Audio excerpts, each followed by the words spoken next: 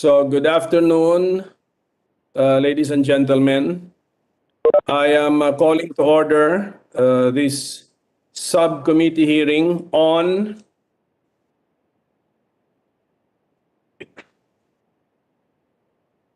Senate Bills number 1708, 1759, 1766, and 1796.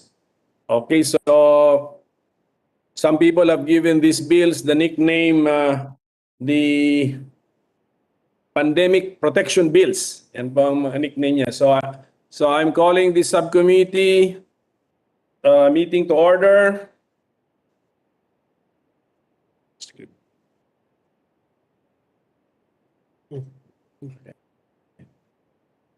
So we are anticipating the participation of some other senators later, and we will acknowledge them as soon as they are online.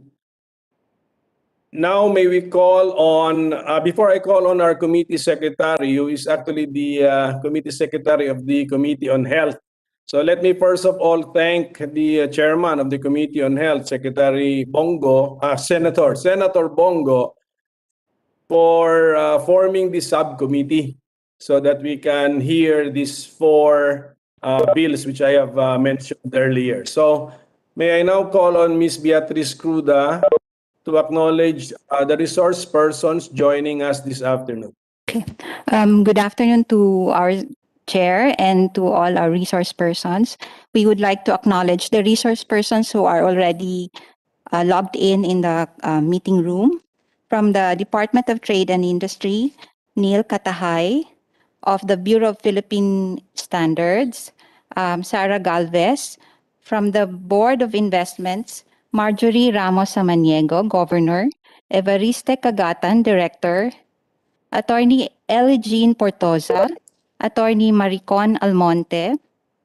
From the Department of Health, Dr. Arnel Rivera of the Health Emergency Management Bureau. From the FDA, Flor Moraleja, Lanette Lee Kerubin.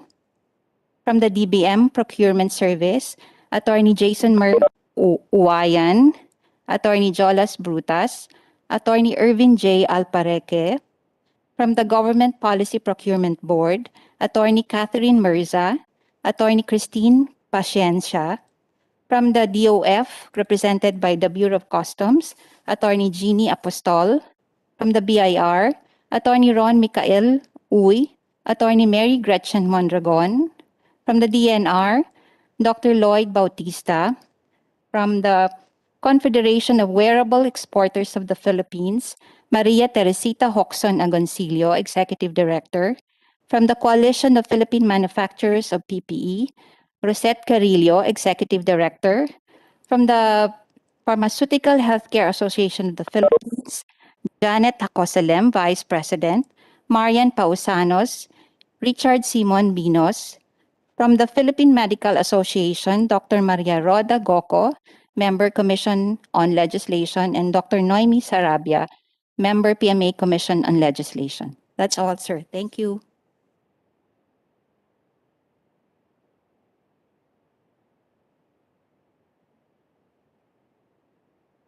Thank you, Comsec. So once again, I will mention the bills that we are hearing. Senate Bill number 1796, Pandemic Readiness and Protection Act of 2020. Senate Bill number 1766, Pandemic Protection Act of 2020. Senate Bill number 1759, Pandemic Protection Act of 2020. Senate Bill number 1708, Healthcare Manufacturing and Pandemic Protection Act. There is also a bill covering the same subject matter, Senate Bill number 2311, filed by Senator Angara, not yet referred to the Committee on Health. But so as not to waste time, we will consider this in the technical working group as well as when we draft the committee report. So we will start. We will discuss all the four simultaneously na po. But if you are to, if the resource person wants to refer to a particular bill, please mention the number as well as the section of the particular measure. And may I ask the resource persons to keep their presentation as brief as possible, maybe kung pwede 3 to 5 minutes, and then you can, of course, always supplement your presentation with written position papers to be submitted to the committee. So that's our agreement po. If everyone will agree with me, just for time management. Okay, so can we start with the government agencies which are expected to implement the said bills if ever they become law? So is DOH ready? Who is again representing the DOH, Comsec? It's Dr. Rivera, sir, from the Health Dr. Emergency Management Bureau. Dr. Arnel Rivera. Did I Yes, get the sir. name correctly? Yes, sir. Sige. Doc? Yes, Yes, po. are you ready to comment on the 4 measures on behalf of the DOH? Yes, sir. I have a draft of the document for signature of our Secretary of Health. With your permission, sir, good afternoon to everyone. And please allow me to read to you the position paper, the draft position paper of the Department of Health related to the 4 bills that are hereby mentioned. In lieu of the guidance provided by the chair regarding the amount of time to be devoted to this, may I skip the reading of the bills that have been mentioned already and just go and proceed directly to the content of our position paper. So the position paper reads, the Department of Health supports Senate Bill 1708, 1759, 1766 and 1796 that seek to support the development of the local healthcare and manufacturing industry in the country to strengthen its readiness in case of pandemic.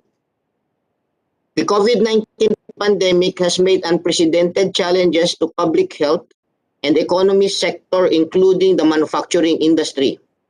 The manufacturing sector responsible for the mass production of personal protective equipment and other health critical products needs to reevaluate and repurpose to meet demand goals in the pandemic response. Further, the Republic Act number 11223 or the Universal Healthcare states under Section 34 provides the conduct of a health technology assessment process for the development of policies, programs, regulations, and determination of a range of entitlements such as drugs, medicines, pharmaceutical products, and other devices, procedures, and services. With this, the Department of Health respectfully recommends the following for consideration. Number 1, indicate a provision that would guarantee compliance of manufacturers to international standards of developing personal protective equipment. Number 2, provide setting standard pricing schedules for PPE. Consider to include additional provisions that would ensure available stockpiles of PPE needed for responding to pandemics, outbreaks, or similar events.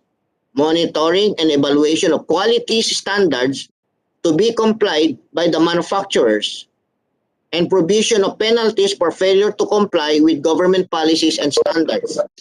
Number 4, consider the inclusion of vaccine research and manufacturing as part of this policy to also be provided by local manufacturers.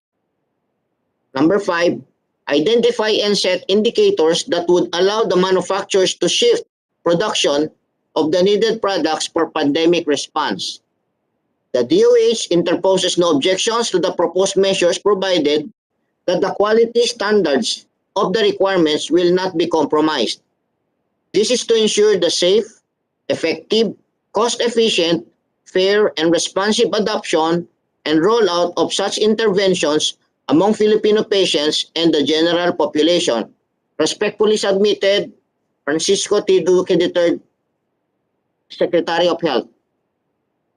That is the summary of our presentation, sir. Thank you so much for your time and your listening.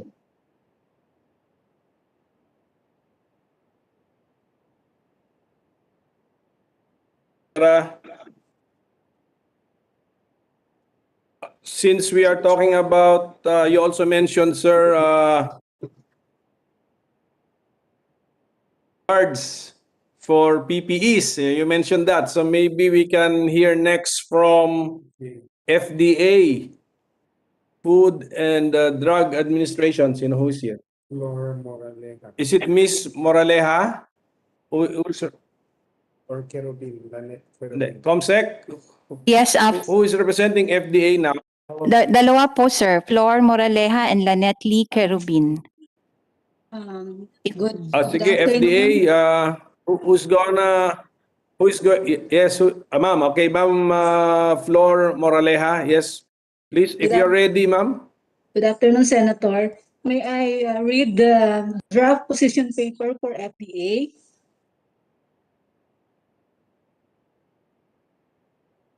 The Food and Drug Administration fully supports the above measures that seek to support the development of the local healthcare and manufacturing industry in the country to strengthen its readiness and be protected against pandemic by providing the manufacturers of critical products and suppliers of critical services incentives to build a strong local supply base, and by promoting preference of locally made and produced quality healthcare products.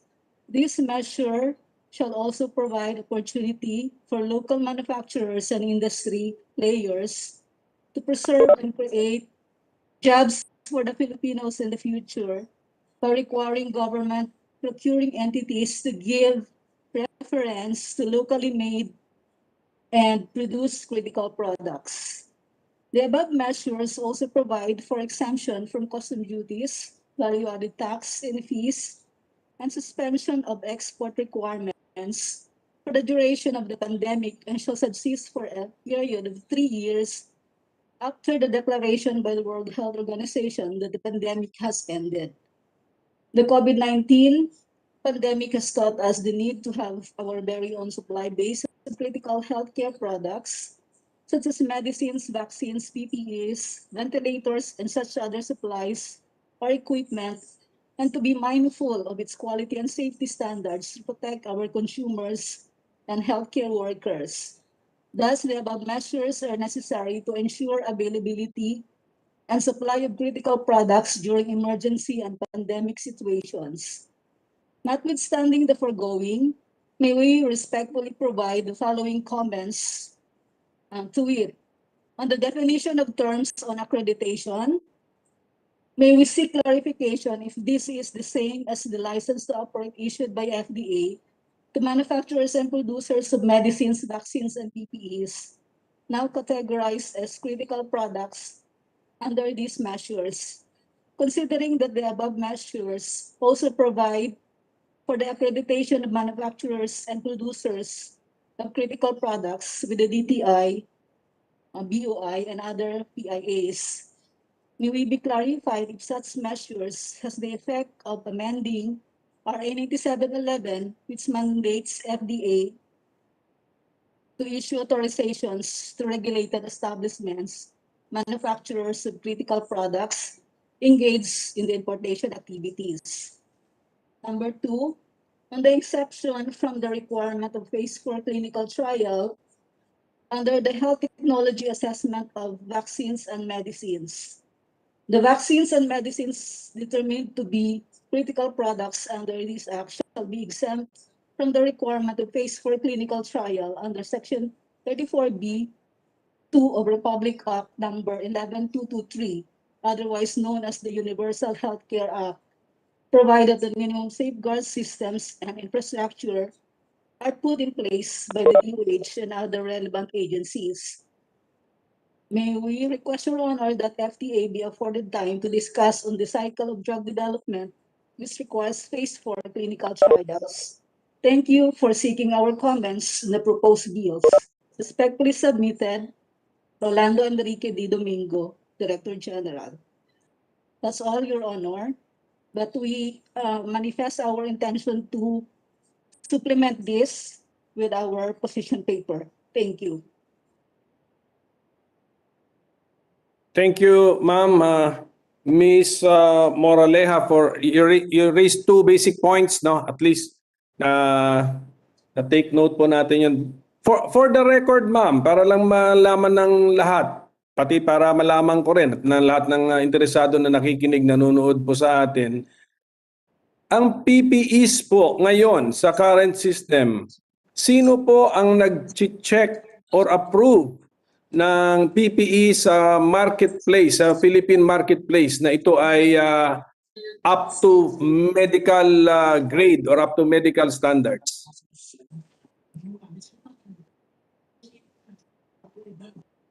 Can you react Sir, to my question? May I I'm not sure if we have a representative from the Center for Medical Device Regulation and Registration here, who will be more Yes. Ma'am, ganito na lang. Can you refer my question and then answer later na lang when Yes, sir. we Yes, still have sir. time? Okay, If you sir. can Okay answer. po. Sige. Thank you, ma'am. Sige po. Thank Thank you, you. Thank you, sir. FDA.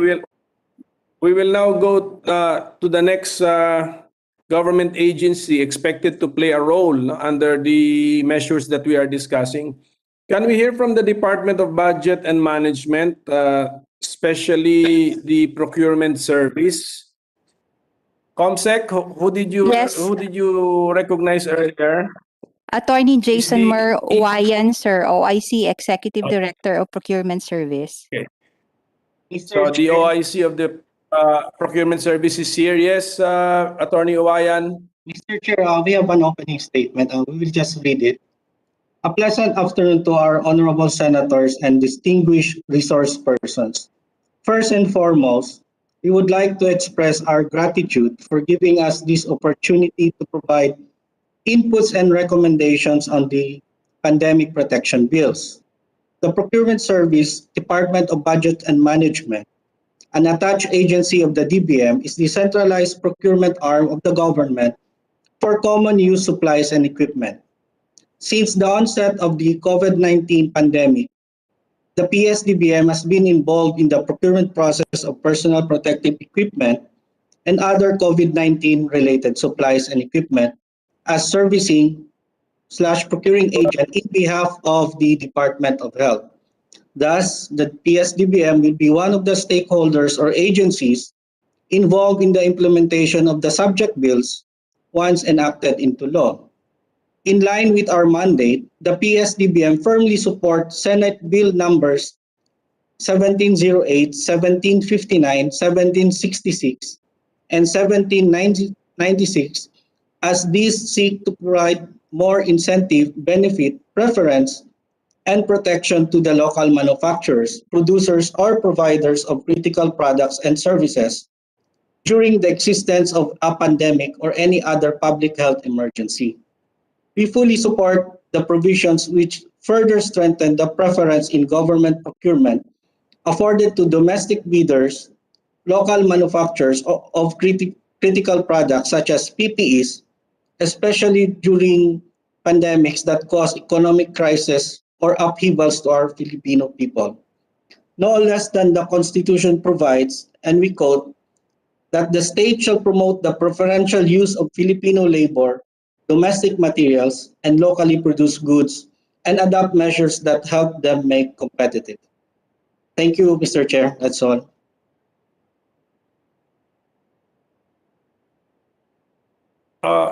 I think ComSec advises me to recognize GPPB, no? And then if we can have questions about bidding and domestic preference, it will be addressed to both DBMPS and GPPB. Basically, ang tanong ko, how are we giving flesh to the mandate as well as to the legal provision that we should prefer, we should prefer domestic products, locally produced products, parang ganon. But let us hear first from GPPB. Sino to? Who is this? GPPB. Melissa Yan, sir. GPPB, ma'am? Yes, okay, I can read it here. Ma'am Melissa Yan of GPPB. Good afternoon, Chair, and other resource persons. We will be submitting our formal position paper or comment on the matter. But we note that the procurement provisions of the different bills that were cited earlier on provide for domestic preference provisions, but with different versions or different percentage as to the margin.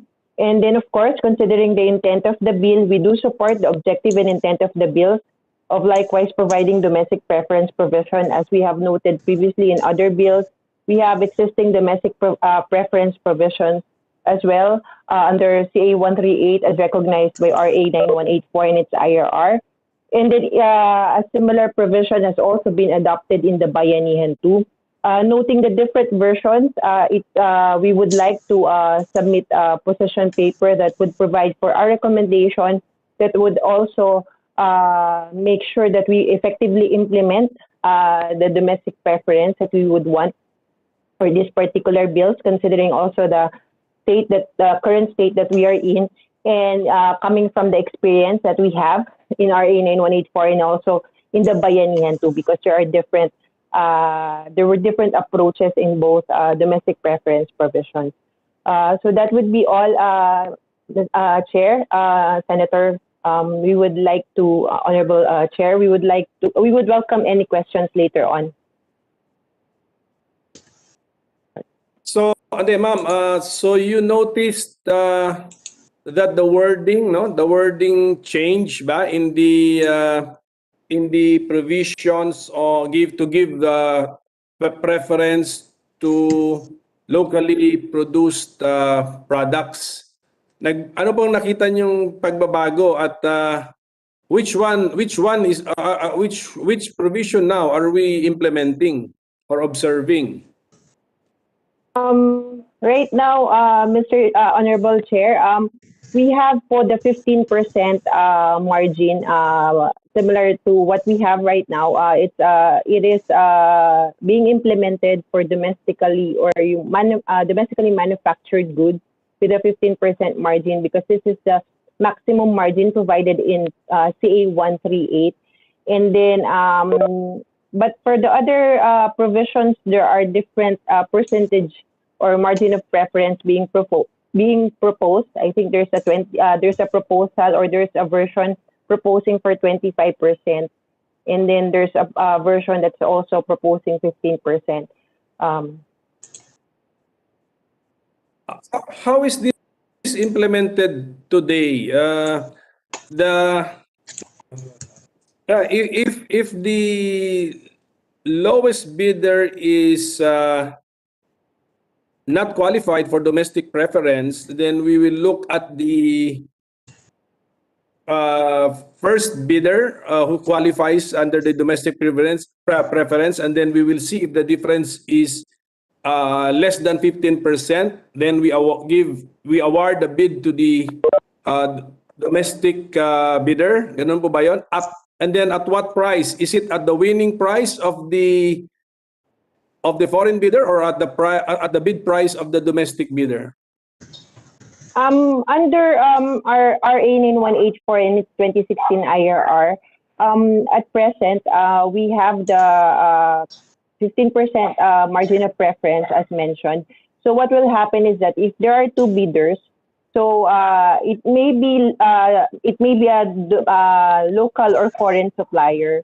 So we look at the bid itself or the product itself. So there must be domestic preference certificates coming from the DTI. So they must have it issued for the product itself. So it's product specific. So for example, bidder A is offering a foreign bid.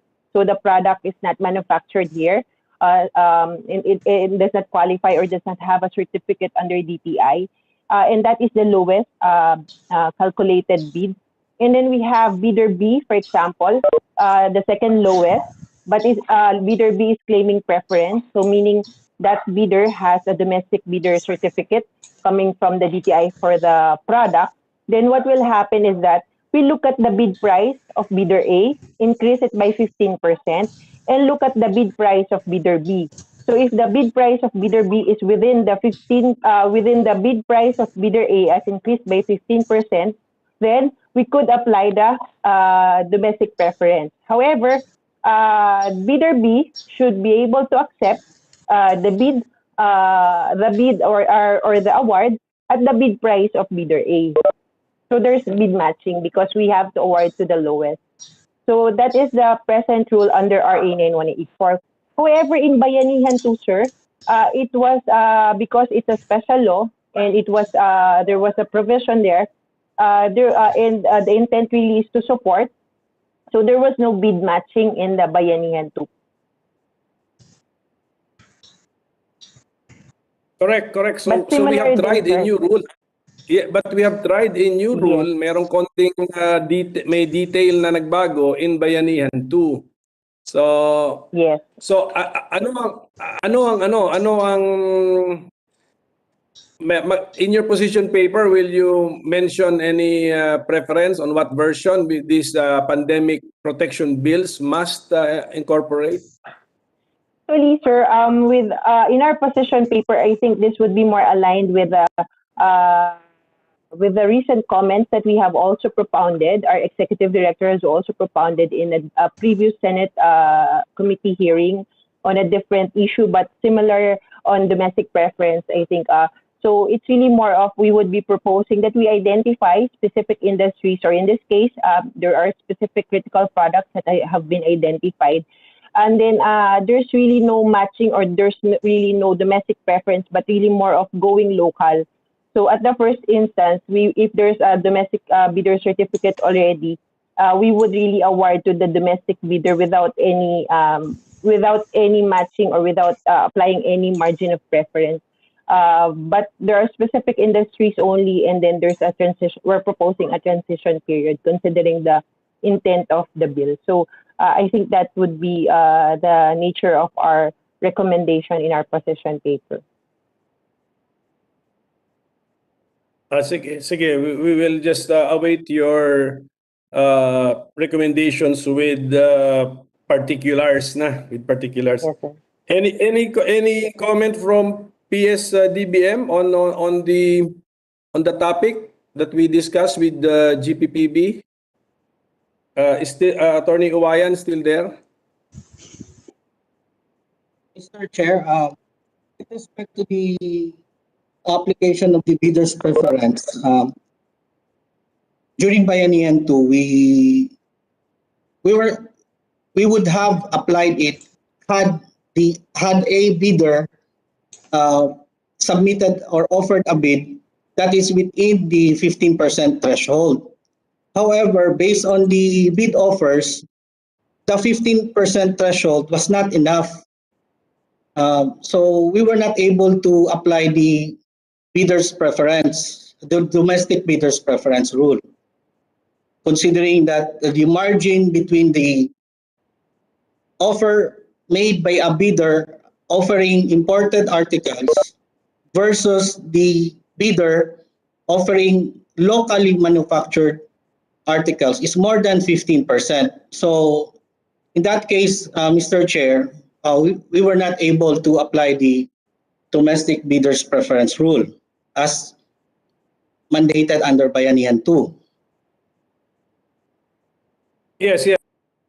Okay, but you at least you were ready, no, and you were ready to apply it. Except that, so that means that even with a 15% advantage or elbow room given to our locally produced products, they were not able to keep their prices within the 15% of the price offered by the foreign-made product.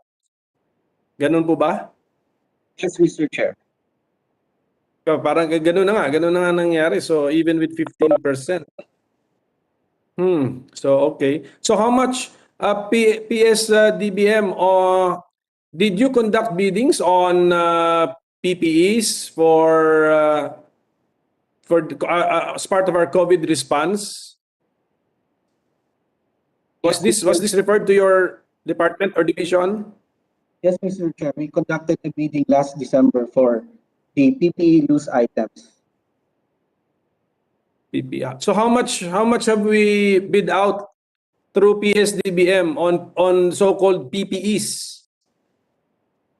Mr. Chair, if I may, I would refer you to Director Jolas Brutas. He has a presentation with respect to the PPEs. Oo, tapos siguro magtanong na rin ako kung so never in your knowledge, Attorney Wayan, in all the bids for PPEs during COVID, we were never able to apply the domestic preference provision.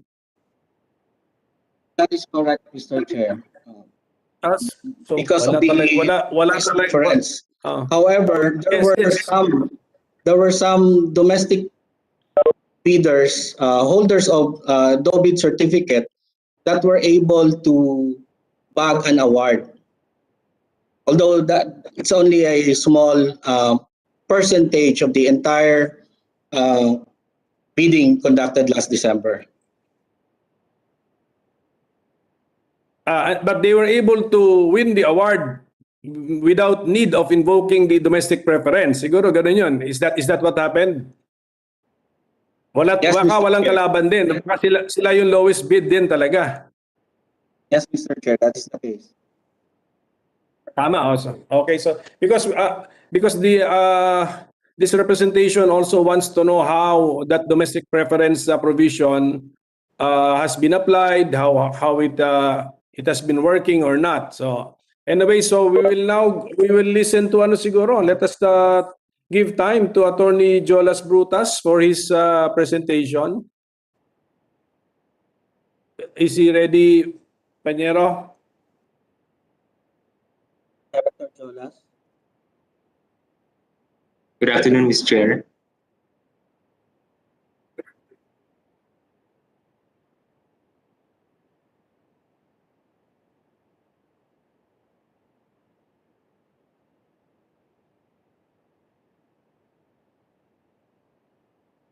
Good afternoon, everyone. Can you see my presentation?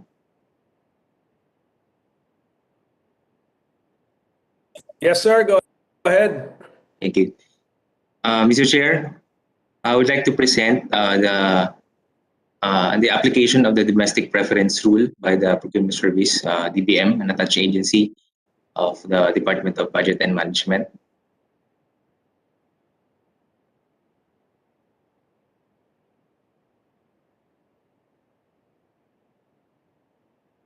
First, I would like to present the conditions provided by Section 43 of the 2016 revised IRR of RA 9184 for the application of the domestic preference rules. First, the procuring entity shall award to the lowest calculated domestic bid subject to the following conditions. First, the submission of the certification from the DTI or the do bid certificate stating that the articles of manufacturer or supplier are substantially composed of articles, materials, or supplies grown, produced, or manufactured in the Philippines. Second, the lowest calculated domestic bid is not more than 15% in excess of the lowest foreign bid. Third, the lowest calculated bid of the domestic bidder is not more than the approved budget for the contract. And lastly, the lowest calculated bid of the domestic bidder complies with and is responsive to all the requirements and conditions specified in the procuring entity's bidding documents. So these are the data on the do bid holders provided for in the DTI website, as well as those do bid holders who participated in the bidding conducted by the procurement service. And lastly, the data on the do bid holders with awarded contracts from the Department of from PSDBM. So on the left side of the screen are the items, are COVID-19 related items being procured by the PSDBM in behalf of the DOH. So as of July 7, this was sourced from the DTI website. There are 33 DUBIT holders that were certified by the DTI or were issued by the DTI of the DUBIT certificates. There are 10 DUBIT holders for cloth mask, 4 for face mask, 6 for coverall, 1 for N95 mask, 3 for gowns, 2 for medical apron, 3 for N88 mask, and 1 each for bouffant cap, K95, shoe cover, and head cover. So out of 33 certified DUBIT holders, there were 13 participating DUBIT holders per item in the procurement service bidding. And out of these 13, 9 DUBIT holders were awarded contracts by PSDBM as of date. So please be informed also that the computation of this total quantity is based on the participation of the DUBIT holders per item. So one local manufacturer may have been counted more than one. So, but in total, as to the number of local manufacturers, there were 20 local manufacturers of PPEs that have been certified by the DTI, and a total of 9 DUBIT holders for PPEs participated in the bidding process in PSDBM, and out of which 6 DUBIT holders have been awarded with contracts. So these are the figures and data regarding the awarded contracts for PPEs for our DUBIT holders. So all in all, the number of awarded contracts for PPEs, which includes PPE sets, PPE loose items, and cloth masks, are 61 contracts all in all, in the amount of 21.5 billion in pesos. As to the number of awarded contracts for our DUBIT holders, there were 16 awarded contracts, which amounts to 2.3 billion in pesos. So in terms of percentage, this is very minimal or trivial. Only 9.33% of the total awarded contracts belongs to or were awarded to DUBIT holders. So these are the enumeration of contracts that were awarded to the DUBIT holders, involving cloth mask, coverall, surgical mask, N95 mask, and gown.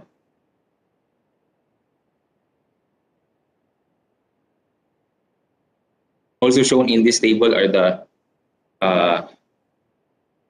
respective unit price offered by the supplier concerned. So for the next slides, I will show the sample comparison between the DUBIT and non-DUBIT price offer of each bidder. So these are the suppliers or DUBIT holders that were not awarded contracts, or those who did not meet the 15% maximum margin of preference under the domestic preference rule. So JKA Safety First Trading Corporation is also a domestic bidder, a holder of domestic bidder certificate, who offered surgical masks in public bidding number 20-057-1. So these are the price offer of the DUBIT holder, which ranges in from 200% up to 400% in excess of the lowest foreign bid. So for some of the items, the awarded contract, the contract were awarded. The contracts were awarded to also a DUBIT holder, but most of the contracts were awarded to non-DUBIT holders because of the non-compliance with the 15% maximum domestic margin of preference.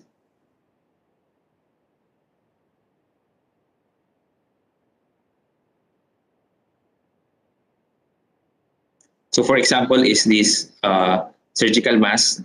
The offered item the offered bid unit price from JKA Safety is 6.5 pesos, while the offered price by the lowest foreign bid is 1.47 pesos, offered by supplier Hafid and Erasmus, which amounts to 442% in excess of the lowest foreign bid.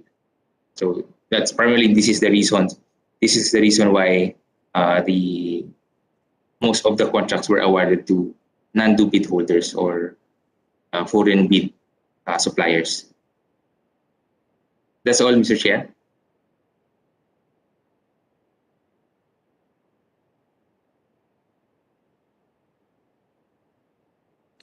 There were domestic bidders who won contracts, but they won it not by invoking the domestic preference provision. Klaro ba yun? Is that a Yes. correct statement? Yes, Mr. Chair. Okay, tama. Kasi mukhang domestic bidder versus domestic bidder din yung sa iba eh. Okay. Pero okay, ganito. For example, ay round off ko lang yung mga figures. Surgical mask, 6 pesos yung sa domestic bidder and then 150 pesos dun sa foreign bidder na nanalo. Kunyari, yan, round off ko na lang yung isa. May 6 ako nakita. Ayan, oh. But are they of the same quality? Yung, let us say, what were we, kunyari, okay, that PB 20-057-1, gawin din ang example yan. What were we looking for? Medical grade, may mga standards ba yan? And did the domestic bidder comply with the higher standard compared to the foreign bidder? Kaya ang layo ng presyo? Mr. Chair, during the bidding process, we only require the suppliers or the bidders to comply with the minimum technical specifications provided by the end user, which is in this case is the DOH.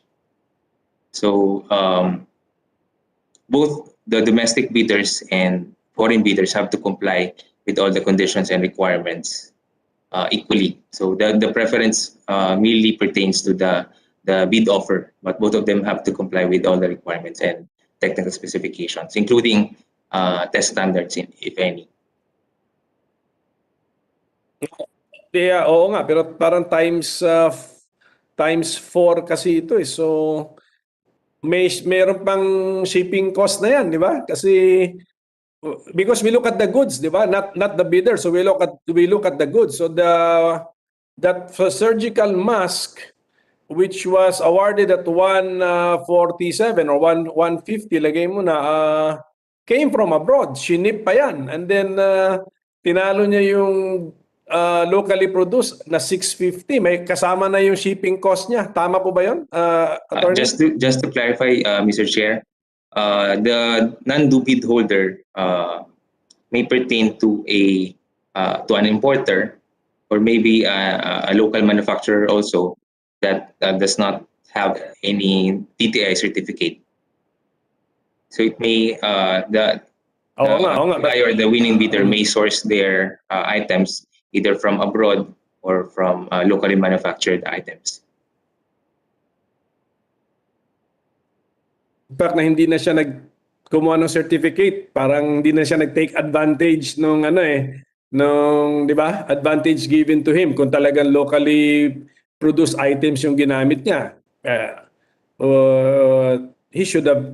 That entity should have taken advantage of the certificate, pero he did not need it, 140. So siguro we have to find out then this subcommittee or some other committee in the Senate will have to find out bakit at times nawa 1/4 yung ating presyo eh. Okay, so but thank you for that presentation. I don't expect you to be able to answer what happened before the production of that item naman eh. So thank you Attorney Brutas, thank you PSDBM. Teka muna pala. Teka, I have one more question. We held this bidding under a public health emergency na eh, di ba? So were these normal bidding procedures, or did we observe a special bidding procedure for all of these PPE items? Mr. Chair, I think this was procured under the normal proceedings or procedure for public biddings as provided for in the 2016 revised IRR of RA 9184. Oh, so yan nga, kaya ako natanong yan because these are, yung pinag-uusapan natin are supposed to be pandemic protection measures. So pagdating pala ng at a time, period of time, which is a national health emergency, we do not even relax our bidding procedures. Mr. Chair, I think during the surge of or the height of the pandemic last year, the bidding procedure was relaxed under the Bayanihan 2. So that's the time that some of the procedures were not observed in observance of the provisions under the Bayanihan 1. But in this case, with the I think the proclamation. Yes, continue, sir. Continue. in this case, with the expiration of the Bayanihan 1 and 2, So indeed. we have been following and observing the provisions, the regular procedures and provisions of RA 9184. Like the needed flexibility is not built into existing law kasi we had to pass a special law to react to the pandemic or to the national health emergency. Pero we are still under that national health emergency, di ba? The proclamation is still up to September yata unless it is changed. At any rate, si Attorney Uwayan yata raised his hand digitally. Kanyero, you want to say something, Attorney Uwayan? Mr. Chair, the December bidding that we conducted at PS actually followed the rules provided under Bayanihan 2. The difference between the rules under Bayanihan 2 and regular 9184 is that it shortened the timelines under 9184. Under 9184, the fastest way to award a project is around 26 to 28 days. Assuming that no bidder would file a request for reconsideration or protest for that matter. So under Bayanihan 2, it was shortened to around 14 to 18 days, if I'm not mistaken, Mr. Chair.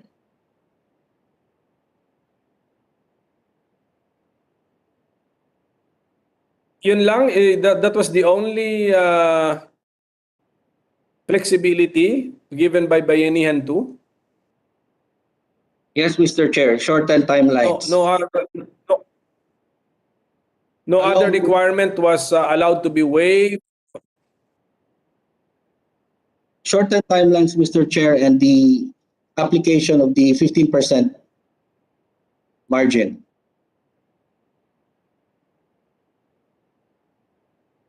% na merong nuance, di ba? Ano yun? No need to match. Yes, Bayanihan 2, you have a 15%. You have to match. Yun ba yun? No need to match. Can we hear sa GPPB? Yes, GPPB. One of the flexibilities provided in the Bayanihan 2 is that there's no need to match, and also we take note po kasi talaga of the concern regarding yung pong nag-shift. Halimbawa, hindi naman po sila PPE manufacturer before, pero nag-shift nga po to support. Then ito yung need natin, and then to support them as well.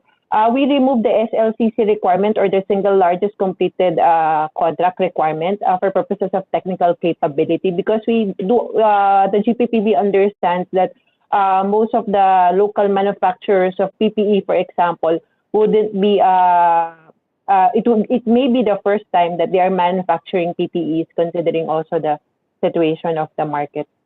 So those are the two flexibilities that were introduced, Mr. Chair. Okay, combining your answers, we have I have noticed three flexibility: shortened period daw, and then the 15% domestic preference with no need to match, and then you have also mentioned, ma'am, the waiver, can we call it a waiver of the single largest contract requirement? Parang ganon? Was it Y- how, Yes, sir. how do we So- term it? Was it a waiver? A waiver It's of the not really requirement? a waiver. Parang we removed it already po for this. We dispense po. Dispense with the SLCC We requirement. Apo. we, dis, And, we dispense yes. with, oh, Yes po. I agree Yes, po ma'am. on the And- shortened timelines because that's really one of those flexibilities because we had to adjust, sir. There's still competitive kasi the law provides for competitive procedure. So we adopt competitive bidding process but shortened timelines, dispense with the SLCC requirement and then no bid matching. sige, but para klaro lang, ano, bayanihan 2 yan, but that law has already expired, so we are back to ano now, even that single largest contract requirement is now back. Ganun ba 'yan? Yes, sir, for competitive bidding process. But since we're still, as mentioned, Mr. Chair earlier, that we're still under public health emergency. If the conditions are present, procuring entities may also adopt negotiated procurement emergency procurement negotiated procurement under emergency case modality. So under RA 9184, there are also other methods that may be adopted considering for our situation. Yes, but from the report of PSDBM, 21 billion worth of PPE contracts, we did not use the negotiated. Although we were then under national health emergency. Tama po ba 'yan? Is that the correct statement, Attorney Brutas? Mr. Chair, I think some of the contracts were awarded under the emergency modality. So negotiated. Yes, Mr. Chair. So, can you give us the parang percentage of the kasi you showed the slide na merong total contracts you bid out at 21 billion. So can you give us more or less which one? Ayan, for example, sir, yan, 21.5, which one how many what amount were negotiated or emergency procedure, and what amount went through the normal bidding procedure with the three relaxed provisions? Mr. Chair, apologies, but I have to check first with the procurement division of our office to determine the percentage of negotiated procurement versus public bidding. Supplement na lang in your position paper siguro or in your additional communication to the subcommittee, sir. Ganun na lang. Yes, Mr. Chair. Ma'am Melissa, yes, thank you. Ma'am Melissa, you're raising your hand. Sorry, sir, I was not able to click it. It was earlier po. Okay, got it. Thank you. So we can now move on. Sandali. DOF, specifically Bureau of Customs, kasi marami po in the 4 measures, may mention of a waiver of import duties, fees, and then may export sales. Kayo po ang expert dito. Can Bureau of Customs give us some inputs? Sino to? Attorney Jeannie Apostol, are you still with us? Yes, sir. Good afternoon. The Bureau of Customs is still reviewing the pandemic protection bills, but we will furnish the Senate Committee of our position paper once it is finalized. Thank you.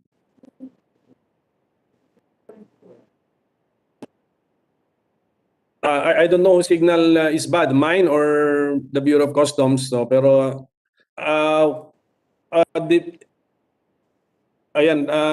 you will just submit, ma'am, the Bureau of Customs will just submit your parang position paper.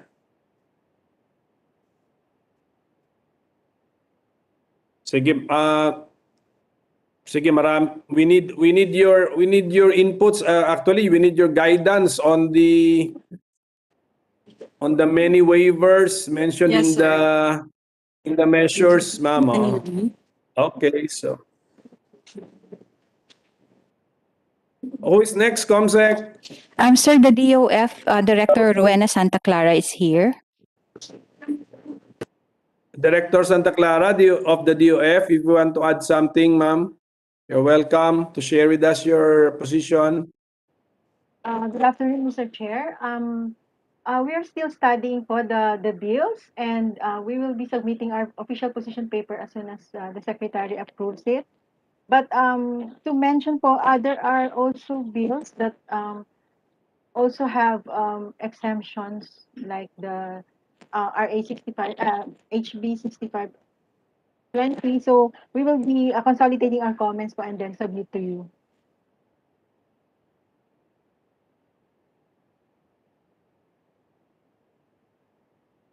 Thank you very much. Kasi on these technical matters, we really need your inputs to see if the plan will work with all the exemptions, no? Okay, what's next? Okay, so since we are talking about taxes na rin, can we hear from the BIR? Comsec, who is here to represent the BIR? It's Attorney Ron Michael Uy, sir. Good afternoon. Okay. Attorney Ron Uy, are you with us? Yes, sir. Go ahead. Yes, Your Honor. I'm Attorney Ron Uy from the BAR. Your Honor, generally the Bureau usually opposes additional tax exemptions to taxpayer as it will erode the revenues to be collected by the government. However, it appears that the VAT exemptions provided in the proposed bills are patterned from the VAT exemptions provided in the CREATE Act, which also exempts the VAT payment for sales or importation of materials used specifically to fight against COVID-19. To be specific, it's provided under Section 109, Paragraph BB of the Tax Code as amended. Considering that the intent is the same, the Bureau poses, as of now, we depending on the position of our mother agency, the DOF, the Bureau poses no objection on the proposed bill and is in full support. However, Your Honor, may we just, to prevent the abuse of the exemption, may we suggest that the exemption should only be applicable when there is a declaration of the existence of a national health emergency, and that it shall terminate also upon the declaration that the emergency has already ceased to exist. That's it, Your Honor. Thank you.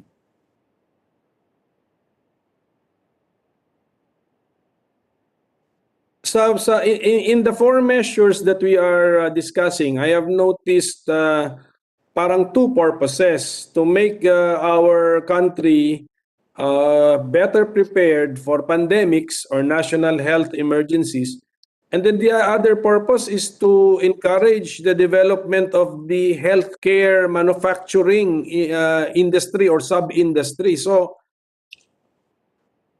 paano yun, how can we encourage or support the development of an industry or sub-industry, specifically the healthcare manufacturing, if we do not give them more or less permanent incentives, especially in tax matters?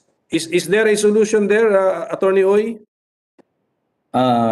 Your Honor, currently, because the mandate of the Bureau is to collect taxes, we are in a state of how do you call this, a dilemma in this case, which because on our part it's our mandate to collect revenues for the government, and therefore exemptions such as this sometimes give us a sometimes we usually oppose it because of that mandate. Yeah, that's why. That's precisely why I asked the question, so that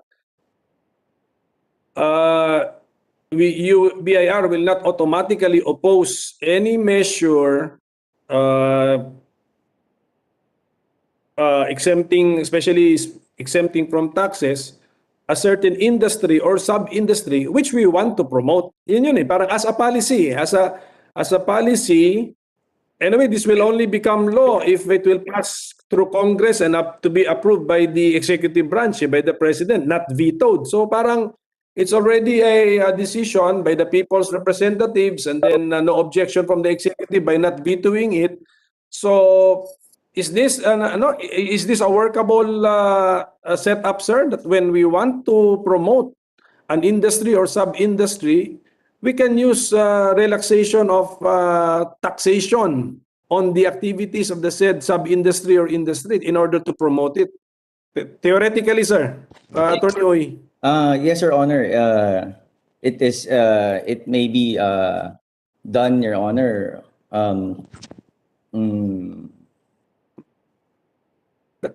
Yes, and then if the BIR is sold also to the idea, and then join kayo sa idea, then you will not be, di ba? You will not be opposing automatically the measures. If you can see the importance of promoting the healthcare manufacturing industry to prepare our nation for a possible next pandemic, that's our working relationship. Yes, Pwede Your po ba Honor. yun? I think so, Your Honor. Sige, We will. paki-relay na lang kay Commissioner. Yes, Your Honor. Can I speak, please? This is BIR, Attorney Gretchen Mondragon. Yes, ma'am. Attorney Mondragon. To add Attorney to, Gretchen, go ahead. to add to Attorney Ron Ui's comments, most of the bills kasi really that's why we oppose, because most of the tax provisions of bills include tax exemptions. So, and since our mandate is really to collect taxes, then naturally our comments will be related to the tax collection. And I would also want to add as comment, even the CREATE bill, sir, provides a time, an end date for the exemption for that Attorney Ron mentioned. It's only up to December 2023. So there really is a timeline. So I guess a workable solution here is if you provide a strict timeline to the exemptions that you will provide. I guess that's a workable, condition. You can set the deadline so that it will not be forever that we will provide the exception. That's my comment, sir. Okay, thank you for that input. Pwede na rin yun. At least it is still a concession, giving them relaxed or reduced or exemption from taxation over a certain period of time is a concession being made to an industry or sub-industry, which is a way of promoting it. So yes, thank you for pointing that out, ma'am. Attorneys Mondragon and Attorney Oy, thank you for pointing that out. Kasi yan din yung yan yung slogan ng CREATE bill eh. Walang forever. Tama po ba 'yon, BIR? That's correct, sir. Correct. Tama, naalala ko nung ginamit mo yung word na forever, naalala ko yan yung inyong slogan, walang forever. Kailangan natin ng pera, sir, sa government. Yes. We will, of course, we will not be too reckless to so as to ano tawag doon, deprive the government of its lifeblood ba ang tawag diyan? Ano sabi ng jurisprudence? Taxes are the lifeblood of the nation. We will not do that. Because we can also use the tax system to incentivize di ba? Tama po ba 'yon, BIR? That's correct, sir. Within limits, you can provide that. Yes, okay. So that's the balancing that we need to do. Okay, so thank you, BIR. Comsec, Thank you. who do you want to be recognized next? Comsec? Next, sir, is the Department of Trade and Industry, Bureau of Philippine Standards Director Neil Katahay, to be followed by the Board of Investments Governor Marjorie Ramos Samaniego. Sige, si Dr. Neil Katahay, meron itong event sa kanya kahapon eh. Congratulations sa the director for your achievements in yesterday's event. Sige, you have the floor, sir. Maraming salamat, sir. So una, magpasalamat kami, sir, doon sa sa support na binigay nyo sa BPS Product Testing Laboratory. So hindi lang kahapon, magmula ho nung inumpisahan natin itong Project Stride. So nagmamaterialize ho yung ating mga projects dahil sa full support ni Senator Pimentel, Your Honor. So pagdating ho dito sa ating bills, Your Honor, yung Bureau of Philippine Standards, although yung DTI, I think already submitted our position paper expressing our full support dito sa mga bills. On the part of the Bureau of Philippine Standards, we also have additional comments as we review the bill. So mga specific comments na po ito, Your Honor, on some of the technical provisions na bigay na lang ho namin, i-submit namin, mag-provide kami ng written comments, particularly on some technical requirements and technical definitions.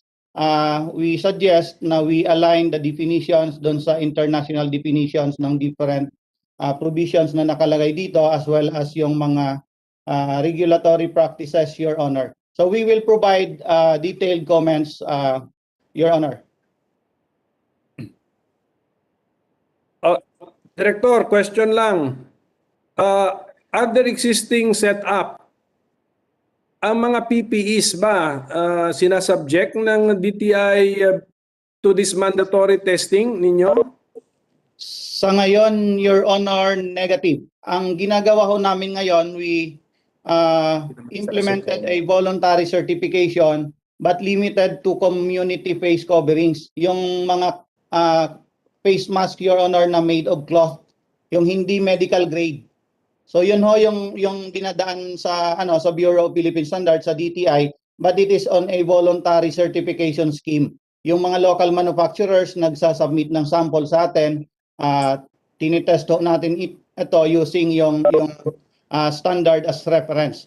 Kasi nung mag-umpisa ho yung pandemic, yung Bureau of Philippine Standards ay adopted several PPE-related standards and provided it for free sa ating different stakeholders. So meron ho tayong ginagamit na mga reference standards pagdating dito sa PPEs. So ang tanong lang, nagagamit ba natin yung mga international standards na yon as reference to certify the different products? Ang original mandate, I think it was mentioned earlier ng FDA, DOH, sila ho ang merong mandato pagdating doon sa mga medical devices. But the Bureau of Philippine Standards is more than willing to provide support pagdating doon sa certification if needed by FDA. Siguro samantalahin ko na din, Your Honor, sa capability ng testing, wala tayong testing capability for PPEs, although part ho ng ating proposal, hopefully for 2022, mabigyan ho tayo ng pondo para madagdagan yung capability natin. We are proposing to set up additional testing facilities for community face mask. Tapos yung other pandemic-related product, Your Honor, yung UV lamps. So biglang nung nag-umpisa yung pandemic, dumami ho yung importation, dumami ho yung nagbebenta ng mga UV lamps. Hindi rin ho yan natitest. Yung air purifiers, dumami din ho yung yung importation. So yun yung mga tinitingnan natin na baka pwedeng maidagdag natin sa ating certification schemes.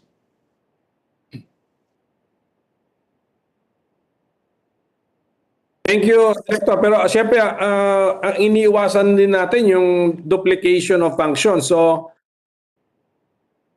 is FDA ready to revisit my earlier question, yung PPE, who approves the, who checks on the PPEs available in the Philippine marketplace or being bid to government on their medical grade or compliance with international standards. Pero Director Katahoy, did I get you correctly that early in the pandemic, nag-issue kayo ng mga parang guidelines on the international standards for the various items of so-called PPEs? Ganun na ginawa nyo? Tama po, Your Honor. Nung mag-umpisa yung pandemic, wala ho tayong available standards for other PPE products. Kaya ang BPSO ay naghanap ng mga international standards, ISO standards, other regional standards. Ito ay agad-agad nating inadapt para in case na kailanganin, kasi yung standards ho, hindi naman ho yun mandatory. Ang standards ho ay pwedeng gamitin ng kahit na sino. On our case, nung magkaroon ho ng available na Philippine National Standards, ang unang gumamit ho nito ay yung ating mga local manufacturers, yung mga nag-repurpose. So para magkaroon sila ng guide kung ano yung requirements, ano dapat ang specifications sa mga produkto na yon, kailangan nila yung standards. And then of course, ang FDA gagamitin yun ng FDA na reference kapag i-regulate nila yung product. So same with BPS, if we will be given mandate later on or if we will be authorized by FDA to provide assistance when it comes to product certification, we can implement a product certification scheme using yung international standards which we already adopted as Philippine National Standards as reference para ma-certify ho natin. Okay, one last question. Yung research ninyo na international standards, you gave official communication to DOH about this and also to FDA. Did you do that? Your Honor, we are actually... Did you communicate officially? Yes, Your Honor. Hindi kita nakuha, sir. Yes. Yes, Your Honor. Did DOH and the FDA communicate back to DTI, BPS officially that they are adopting the standards that you have researched and you have proposed, or quiet lang sila doon? I think most of the standards were also used by FDA, Your Honor. Kasi actually there were instances wherein FDA requested the Bureau of Philippine Standards to adopt certain standards na hindi pa namin na promulgate as PNS. So sila yung nag-request, nagpadala ng nung ISO standard kasi yung BPSO ang member ng ISO, kaya kami lang ang may authority. So the FDA requested BPS if we can adapt. So we adapted, we promulgated yung mga standards na ni-request ng FDA as Philippine National Standards. Thank you, Director. Can we ask FDA to supplement this subject matter? Kung ano ma-contribute po ninyo sa pinag-uusapan po natin? FDA, are you still here with us? Yes, good afternoon again, Wala na. sir. Hello, good afternoon. Sino ba si FDA? Yeah, Miss yes, Moraleja. Yes, ma'am. Senator, with respect to the standards on PPEs, we have here the Division Chief of the Center for Medical Device, Ms. Helen Ocampo. Can I give the floor to Ms. Helen on this? Ma'am Helen, please. Ma'am Ocampo. Yes, ma'am. Yes, ma'am. Ma'am Ocampo. Yes. So, Your Honor, this is Helen Ocampo from the Center for Device Regulation, Radiation Health and Research of FDA. We register po medical use PPEs po. For example, yung mask, the face mask, the gloves, and all that are being used in the clinical and hospital use. So we already adopted several ISO standards as being communicated by Director Katahay. And this PNS po, we require all the medical devices po to comply with all of those standards. Pero po, we only accept we also accept the test result from other countries. Basta po, ang standards po ay yung stated in the Philippine National Standards. So we also have a post-market surveillance activities in which we monitor po all these devices in the market and also dun po sa mga advertisement and promotions. And then secondly po, all the government hospitals bidding po are required po to secure from FDA po certification that these devices are registered from the FDA prior to bidding po. Prior to bidding. Pag wala po sila noon, they cannot bid. only for hospital that are government owned po. Yun po. So, wala na po, Your Honor. Yeah. Ma'am, thank you for that input. So one question lang, kung the PSDBM made a presentation earlier na 21 billion pesos ang bidded out for PPEs. Okay, ang client nila is the DOH. Sila lang naman yung nagbid, but the user is the DOH. So, do you mean to say, Ms. Ocampo, that all of the items delivered under these 21 billion peso contracts are FDA registered, FDA approved? Ganun po Yes ba yun? po. And was the approval before the bidding, or did you also check after the bidding whether the delivered items are also compliant?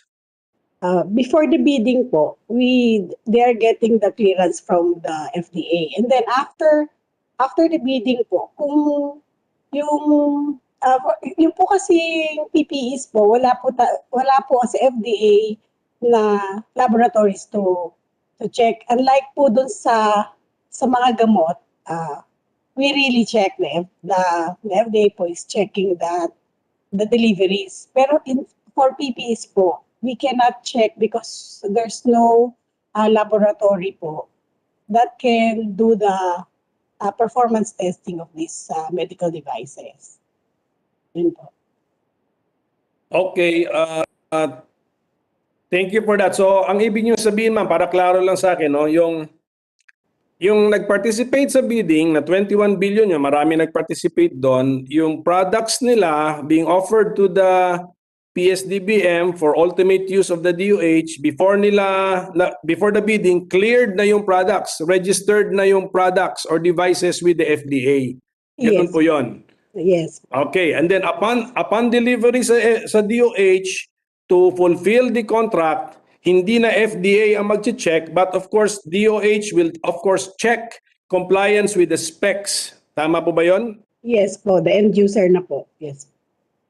The end user na. Okay. Unfortunately, you have just mentioned that even FDA, na kayo na yung highly specialized checking medical devices, unfortunately, you do not have laboratories to check the various items called the PPEs. Tama po ba yun, Yes. ma'am? Yes po. Yes. Yes po, sir. And then, so ang isa kong lang question sa DTI, do you have, Director Katahay, right now, these laboratories or testing equipment for PPEs? Wala din na yata sagot, di ba? Dapat wala. Wala, Your Honor. Yung Bureau of Philippine Standards walang capability. Pero yes, certain products meron ho yung ITDI ng DOST. For face mask, Your Honor, meron hong capability yung yung ITDI.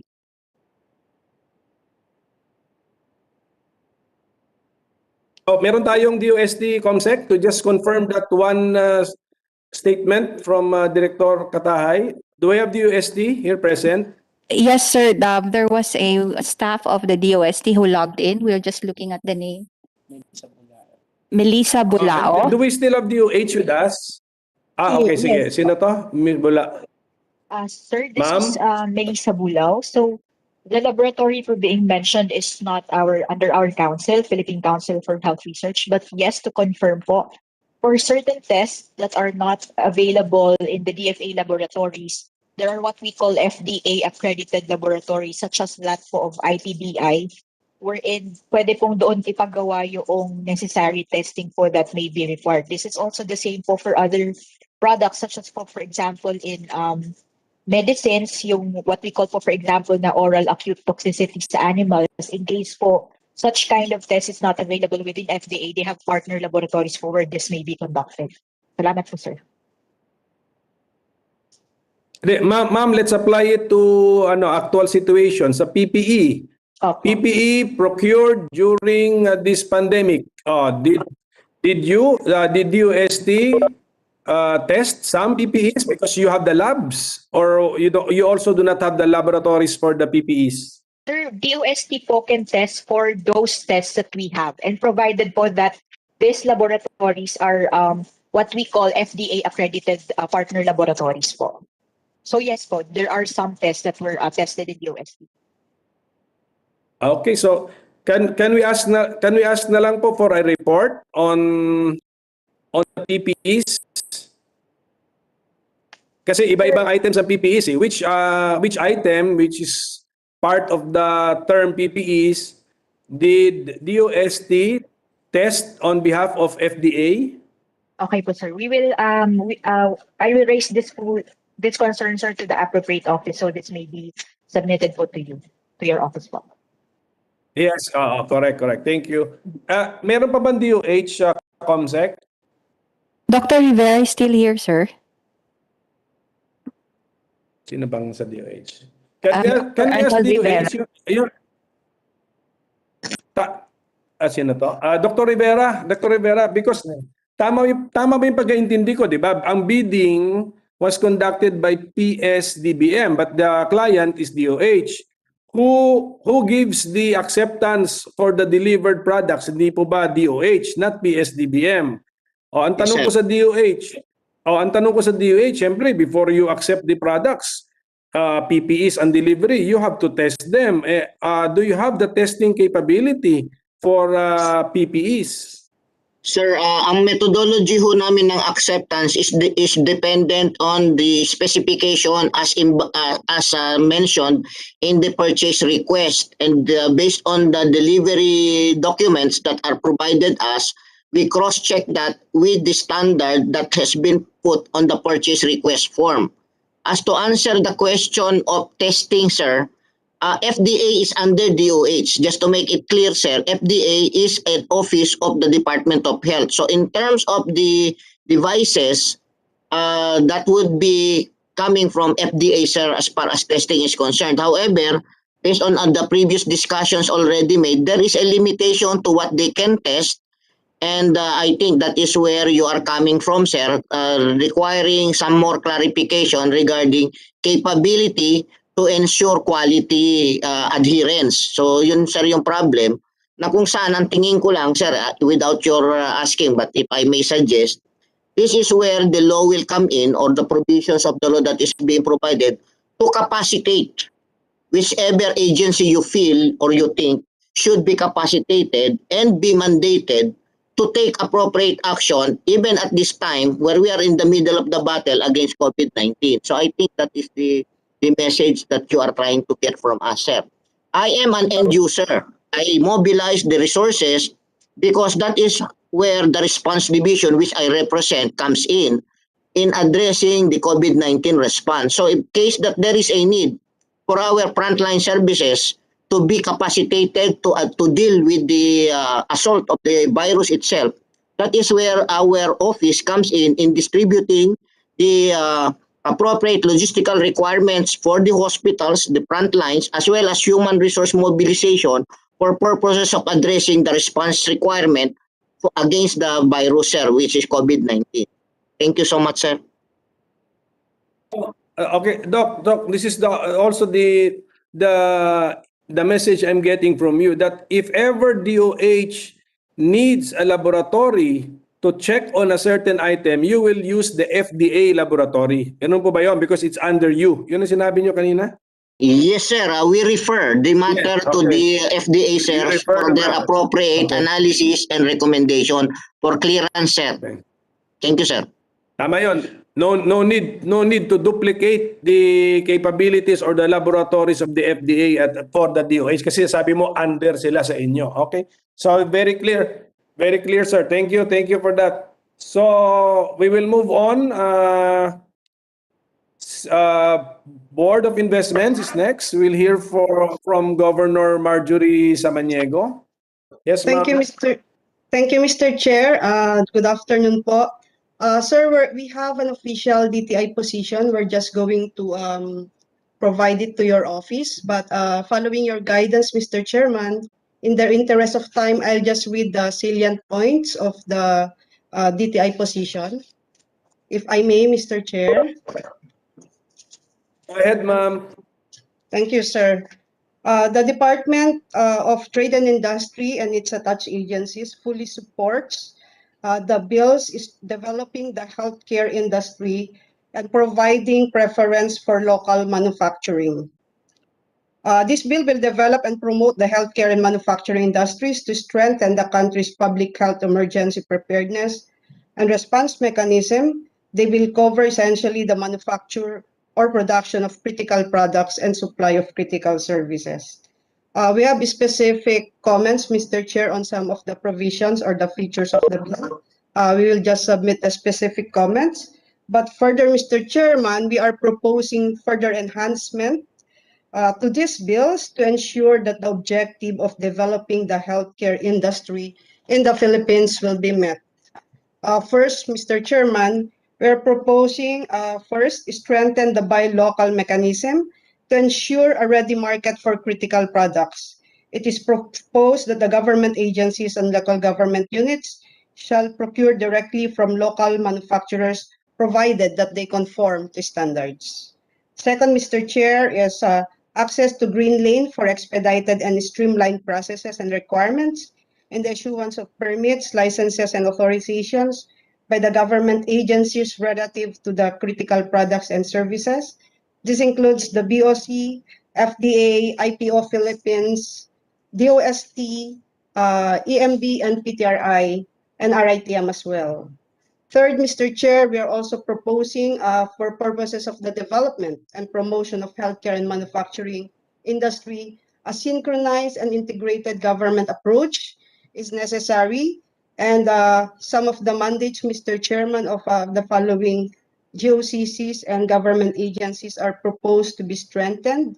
First, Mr. Chair, is for NDC to increase its capitalization and be authorized to invest in the healthcare sector covered by this proposed bill. Of course, Mr. Chair, the DOH, for them to be able to directly negotiate with local manufacturers or producers that comply obviously with the standards for the procurement of these critical products and to commit for even advanced procurement from local manufacturers. And then the DBM, Mr. Chairman, for them to be authorized to have supplemental funding for procurements of such critical products and services. The RITM and the Philippine Textile Research Institute, Mr. Chairman, when we were looking for testing facilities, we noted the lack of testing facilities, so we are requesting, Mr. Chair, for the provision of budgetary funding for research and development, testing facilities, and the like for critical products and services.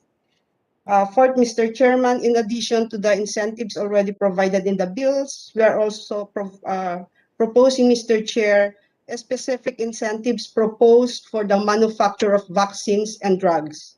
Noting, Mr. Chair, the requirement now where we had difficulty in sourcing vaccine and manufacturing of drugs, we are also looking into the development of this specific sector, Mr. Chair. And for this purpose, Chair, we are proposing the following incentives. For bulk antigen and active pharma ingredients production, ITH of 15 years, followed by reduced corporate income tax of 10 years for a period of 10 years. For the formulation, fill and finish, it's ITH of 12 years and followed by RCIT or reduced income tax of 10 years for 10 years as well. And then the fill and finish subsector, Mr. Chair, we are proposing an ITH of 10 years and followed by reduced corporate income tax of 10% for 10 years, provided that the enterprise shall set up and operate the facility within 3 years from the effectivity of the law, Mr. Chairman. For all the other critical products and services, Mr. Chair, we are proposing that the incentives here be likewise 10 years ITH followed by the reduced corporate income tax of 10 years unless otherwise determined as highly critical by the BOI, in which case the incentives for 15 years may apply. And the last item, Mr. Chair, is we're proposing a stockpiling of critical products and critical products to control further spread of infection, outbreaks, or epidemics and prevent reoccurrence, Mr. Chairman. And for purposes of this, Mr. Chair, a budgetary funding for DOH may be required. Finally, Mr. Chair, we also have specific, as stated, inputs to the provisions, Mr. Chair. But we finally, Chair, we reiterate our support to the passage of this bill, given the urgency and necessity for a law that will adequately support the development of the local healthcare and manufacturing industries and strengthen the country's readiness against public health emergency, developing and promoting preference of locally made and produce quality healthcare products will help in building a strong local supply base and provide opportunity for local manufacturers and industry players to preserve and create jobs for the Filipinos even during the pandemic, Mr. Chairman. Thank you very much, Mr. Chair, and we're going to provide our official position to your good office. Thank you, Chair. Thank you, Governor Samaniego, for a detailed presentation. Actually, yung stockpiling, there are two measures, two bills which have a section on stockpiling critical products. Nandun. Okay, so thank you for pointing that out. So, thank you. And next, ComSec will be from our government agencies. There's one more, sir, from the DNR, Mr. Alex de Guzman. Oh, yes, DNR. And DNR, if you have some comments. Yes, Senator, Mr. Chairperson. Our comments is that, well, in fact, we don't have yet an official comments, but initially, since the subject bills are applicable to the mandates of the EMB, like for example, pagdating po dun sa PD 1586 at saka RA 6969, may respond po ang EMB dyan pagdating po dun sa undertakings that going to be made, like for the manufacturing of PPEs. Well, kailangan po i-regulate ng EMB yan pagdating doon po sa environmental compliance certificate po nila. So if there are businessmen who would like to undertake such project, they are welcome po sa office po namin at nagbigay po tayo ng response po dyan para lang mapabilis po yung compliance nila at yung requirements na simplify po through shortening of the period. And pangalawa po, pagdating po dun sa RA 6969, pagdating po dun sa use na ng mga PPEs like po yung mga masks, nagbigay po din po tayo ng mga regulations dyan just to protect the people from the hazardous effect po pagdating po sa disposal niyan. So yung mga accredited po na TSD facilities at mga na sila po yung nagkakandak ng disposal, binigyan din sila ng pagkakataon para ma-simplify po yung requirements nila para hindi na po pa sila mahirapan. So yung official statement namin po would be submitted na lang later on po. That's all po. Thank you, Senator. Thank you, Mr. De Guzman. Kasi there are 3 bills mentioning DNR sa Section 5 of 3 bills. So, yes. So pakitingin na lang po yun. And then when you submit your position paper, focus on that. Pero Okay, are we worried about, Mr. De Guzman, question ko lang sa inyo kasi may mga PPEs, I'm sure mayroong mga plastic components dyan or mga items which take a very long time to biologically degrade. Ang iba siguro dyan, non-biodegradable pa. So, ano po masasabi ninyo rito sa mga PPEs na I'm sure one use lang yung iba dyan, di ba? Single-use items yung iba dyan. So, paano po natin dapat i-dispose? Yes po. Well, actually po, ni-strengthen po naman natin yung collection at saka storage and disposal ng mga items na ganyan po. So, we make it sure na compliant pa rin po sila sa pagdi-dispose. Like for example, yung mga TSD operators po namin, we situate na kailangan po makapag-submit pa rin po sila ng mga requirements nila so that we could monitor until po sa final disposal po ng mga PPEs na yan, which is ideally, it's supposed to be disposed sa mga sanitary landfill facilities. That's all. Okay, sige sir, thank you for your inputs. Welcome, Senator. Comsec? Yes, Comsec, who's next? Yes, sir. Next will be the PPE manufacturers and suppliers. We have Maria Teresita Hoxon Agoncillo, Executive Director of the Confederation of Wearable Exporters of the Philippines, to be followed by Rosette Carillo, Executive Director of the Coalition of Philippine Manufacturers of PPE. Hi, good afternoon. Na tayo.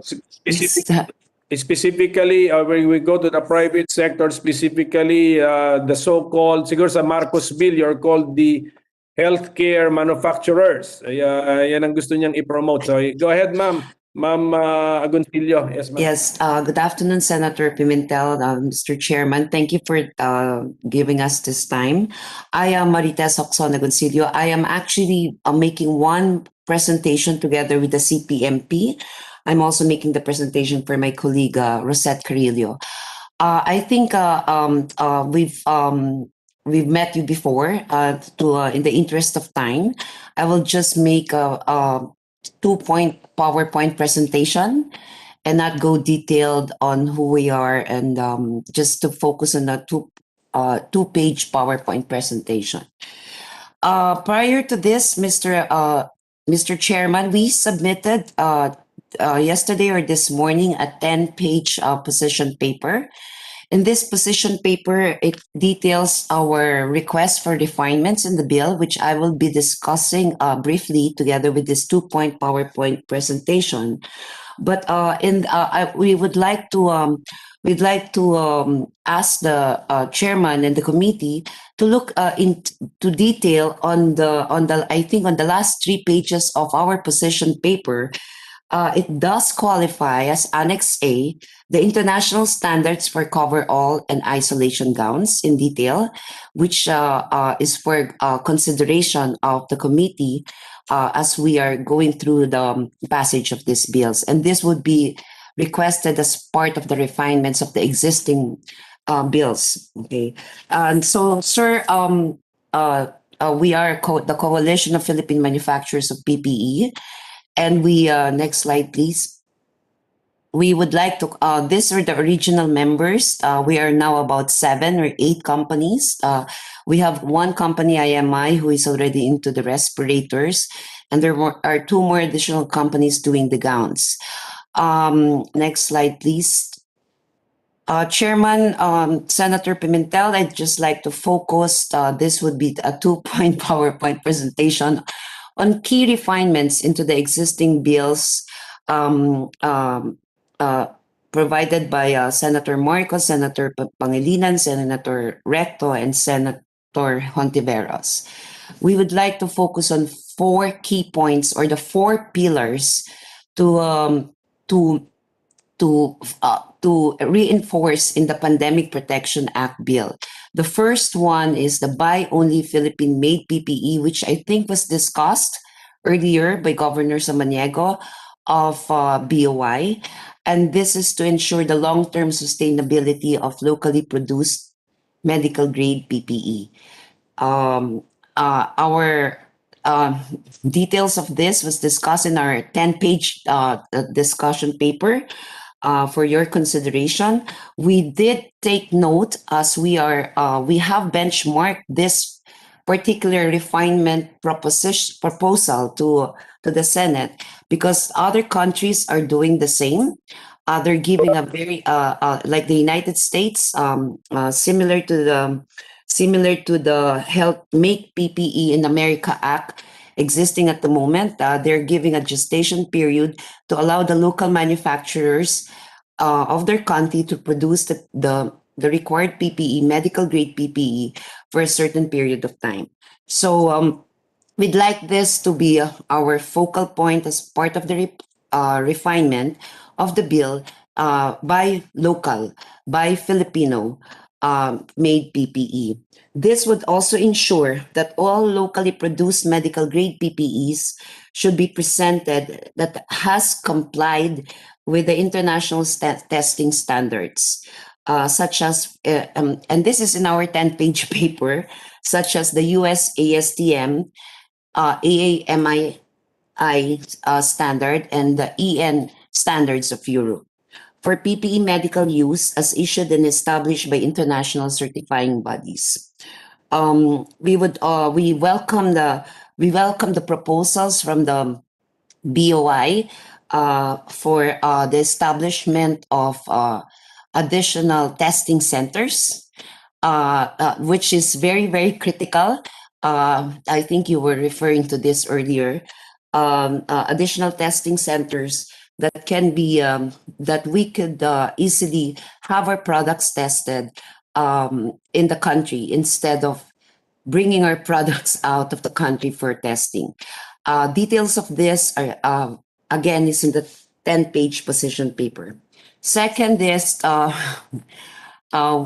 support the exemption of duties and taxes and other fees on the importation of local sales, similar to the proposal of the DTI, and I'm sure that the BIR made a reference to this earlier, but to sustain the sustainability of a developing industry such as the PPE.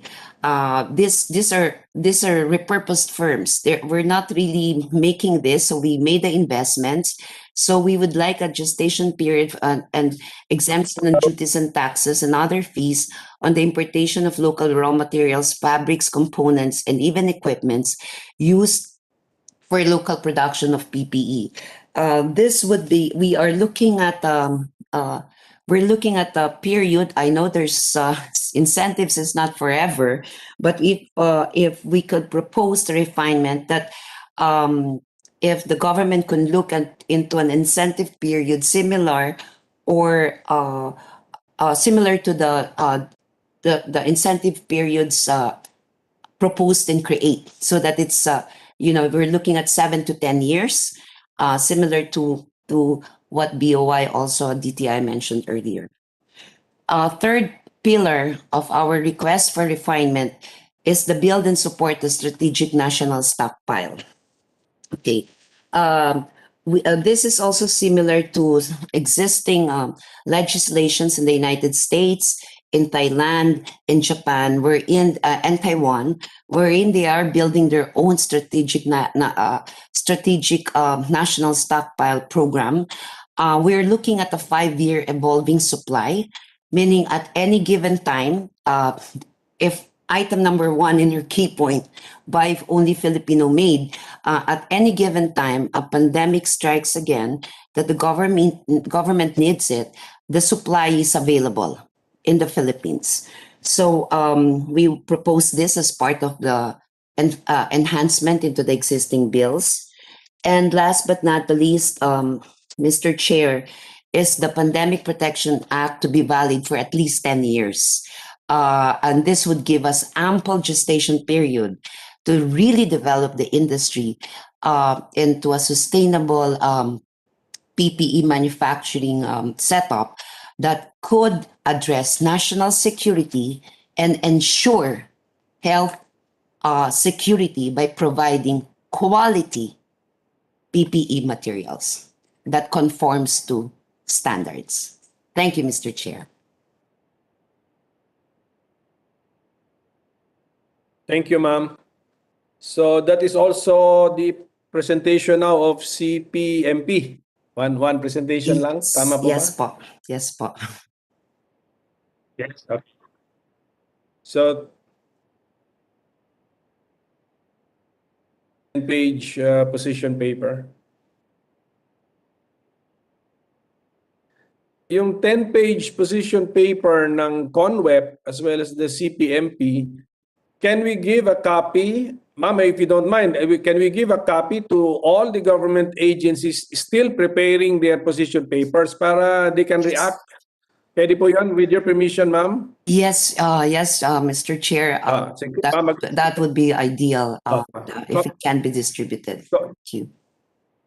Comsec, can we do that? Comsec? Yes, sir. We will email the position paper of CONWEP to all the resource persons. Para, so, in-expect ko na no, they're still drafting their position paper. Mag-react na sila, anticipate na nila yung proposals of the private sector. Yes, Thank you, sir. ma'am. Thank you. Thank you for that. Thank you. Okay, so, thank you. Hindi na ako magtatanong kasi pangatlong beses na tayong nag-usap eh. Yes, sir. Madami na naman kami. Meron mga executive sessions na naman tayo eh. Yes, sir. It's a position paper. Yeah. Okay. So, with the permission of Director Carillo, no more presentation. Ayan na. Okay, so we now go to the private health sector. Sir, we have Dr. Jaime Almora, President of the Philippine Hospital Association. Dr. Jaime Almora of the Philippine Hospital Association. Good Sir, afternoon. go ahead, sir. Good afternoon, Mr. Chair, and good afternoon to all our speakers. The Philippine Hospital Association is the organization of all the hospitals in the Philippines, both government and private hospitals. As a major recipient of the good effect of this proposed laws, we can only state our support for the proposed bills, Mr. Chair. So I've been listening to the proposals, and we would be very grateful if in the next pandemic we will have a good supply of the PPEs, and the problems that happened at the start of this current pandemic will not happen again. So what I can only say now is to express our support for these bills, Mr. Chair. Thank you. Thank you, Dr. Almora. Ayokong manakot tayo, pero anong pakiramdam yung next pandemic? Mr. Chair? Mr. Chair? Ano sa tingin nyo ang next pandemic at kailan mangyayari ito?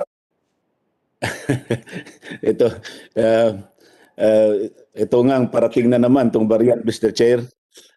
Dito kami natatakot dahil mukhang with the current problems that we are now facing in the hospitals, our lack of manpower, and still the unresolved problem of unpaid COVID claims, we are really in a big problem right now, Mr. Chair, if this pandemic would come in. Considering also that many of our countrymen are already tired being quarantined or isolated, and they are more carefree. And so if ever this will again happen, we really are facing a big problem, Mr. Chair, especially with the manpower side, Mr. Chair.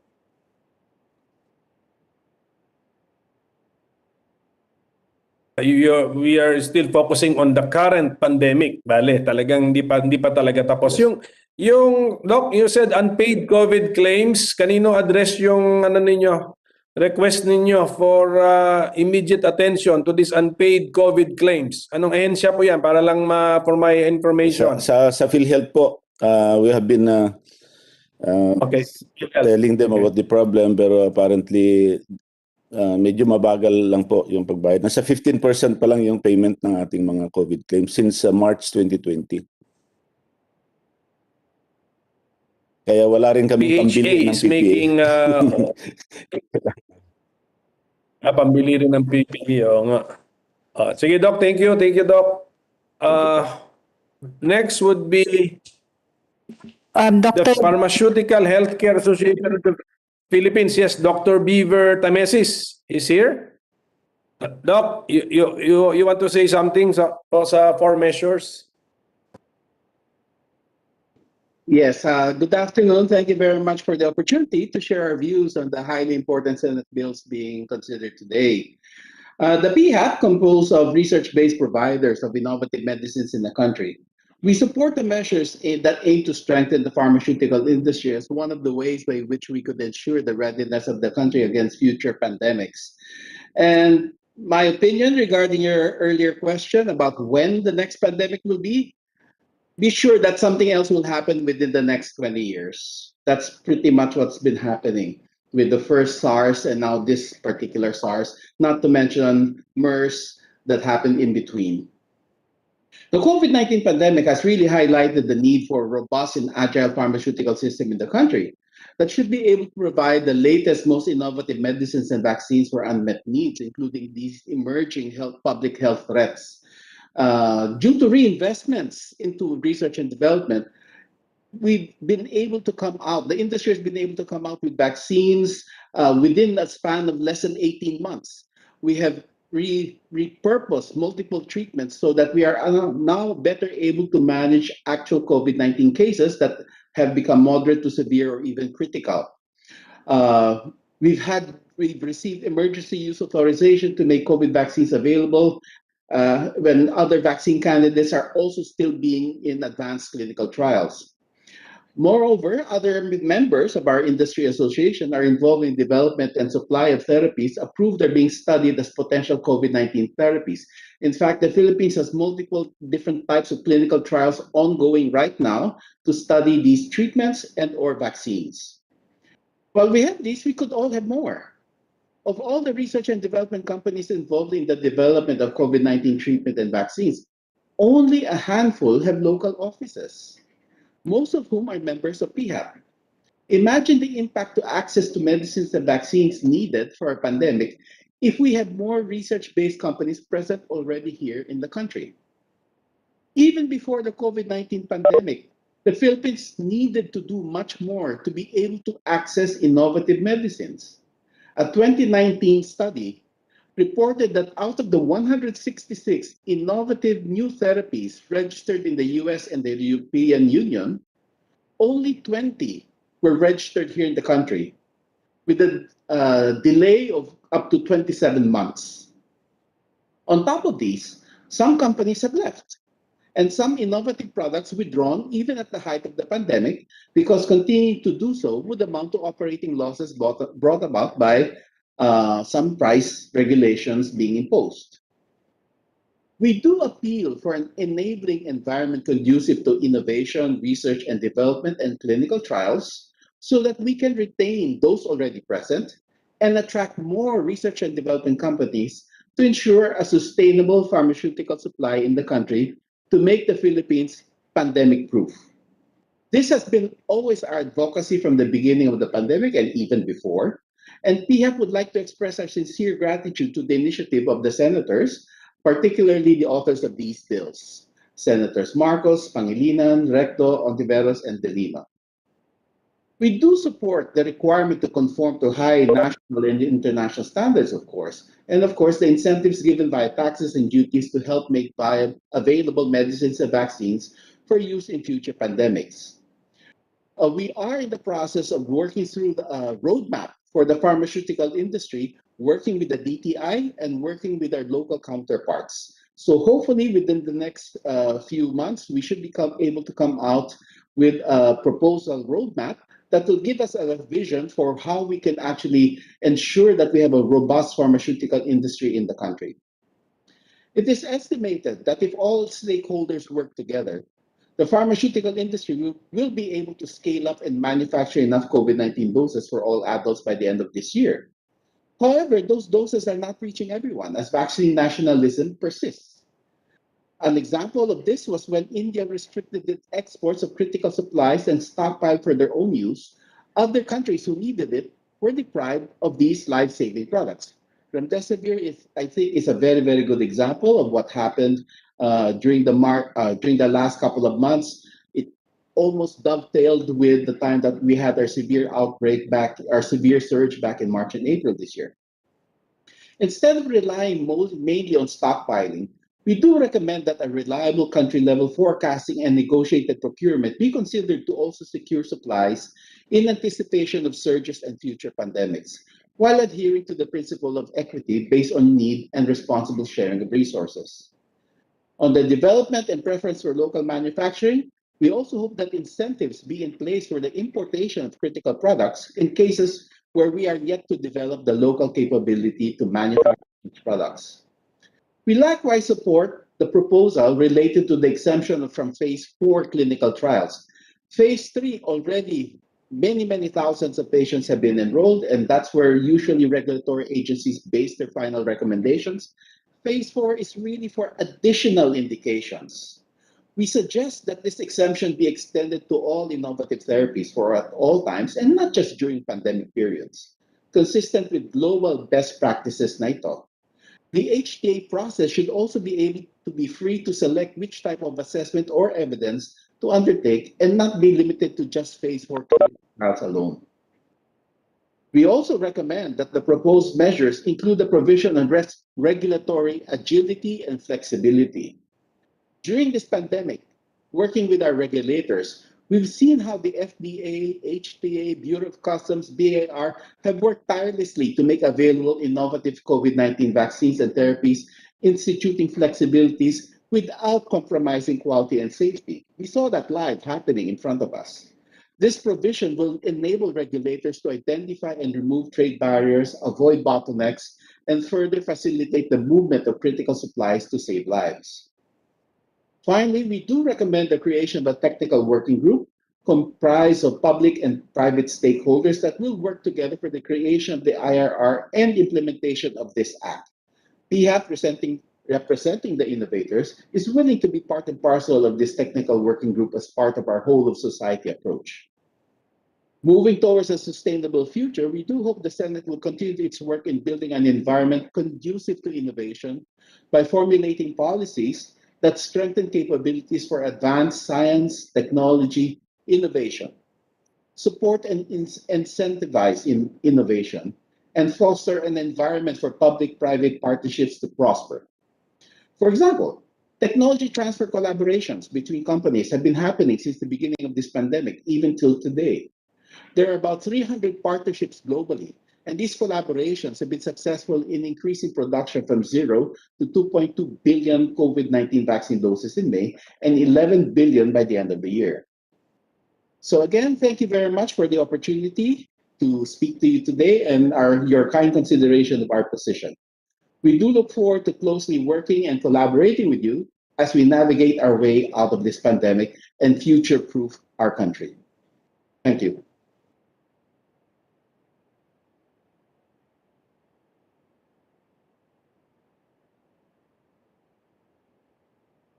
Your group is making a roadmap. Yes. Industry in the Philippines. So, objectives of the measures that we are discussing, precisely the healthcare, because pharmaceutical industry should be part of the healthcare industry. Tama po ba yan? Yes, we agree with you on that. For some We've been industry. working with the DTI. Okay, so and on this particular roadmap, working also with our local generic counterparts so that we can come up with a integrated roadmap that will be supportive of both the innovators and supportive also of the generic manufacturers. okay, but if there are principles found in your roadmap which we can incorporate in the measures that we are discussing, please point them out in your position paper if you will submit one. Yes, we will submit one. Thank This you. will really help. This will help kasi as I mentioned, dalawang purposes nito to make our country better prepared for the next pandemic. And number two, actually to promote a certain industry or sub-industry, which is the healthcare manufacturing. And I will include you, the pharmaceutical industry, in that industry. Doc, you also mentioned that the Philippines is undergoing multiple trials for treatment and vaccines, and siguro the ones conducting this are your member. Some of you are member organizations, tama? Yes. Is there any tax incentive, any incentive being given to the said entities which are participating in such an activity? Actually, none. Obviously, this Okay. is competitive in the global landscape. Each country organization has to compete with other similar markets to be able to have clinical trial sites placed here. Just so, because the main objective, of course, to rapidly get the results, to figure out, to recruit the number of patients so that you can get a result immediately, so you can go out there and actually present that to our regulatory bodies, be it the US FDA, European, or even the local FDA. I'm not sure if tax incentives will work, because it really requires a look at the environment in the country. So if we are having surges of patients, that would be a really good scenario to place a study here. But kung wala namang pasyente, no amount of tax incentives will get us to come in here if there are no patients. Yes, and proven by your experience, your member organizations were top even without any incentive. So baka nga not necessary na. Opo. Yeah. Opo. Thank you for that. Doc, one more question. Nakita ko sa notes ko. Were you proposing an alternative to stockpiling? Tama po ba yan? Did you mention Yes, we did as an mention alternative to stockpiling? there's certain things that need to be stockpiled, I think. I mean, like some things that will last many years, fine, go ahead and stockpile that. But drugs, you may not necessarily be able to stockpile them for very long because there is expiration dates. So we do need to probably go into long-term contracting and these other proposals that we are putting together in our position paper, just so that we can ensure or guarantee an amount of supply. Thank you, sir. So the concept of long-term contracting. So please develop that in your position paper, Doc. Okay, so thank you very much for introducing these ideas to us during this hearing. Okay, so we can move on. We have a Philippine Medical Association. Dr. Benito Atienza is here. Tama ba, Comsec? Sir, it's Dr. Maria Roda Goco who's here. Okay. Dr. Maria Roda Goco is here. Ma'am, Dr. Goco, please. Yes, good afternoon, Your Honor. Senator Pimentel, in behalf of Dr. Benito P. Atienza of the Philippine Medical Association, we fully support the pandemic protection bills that it has reviewed. The COVID-19 pandemic has urged us to abide by the goal of protecting the PMA physician at all costs. For we are the major stakeholders. We are the major stakeholders in this pandemic.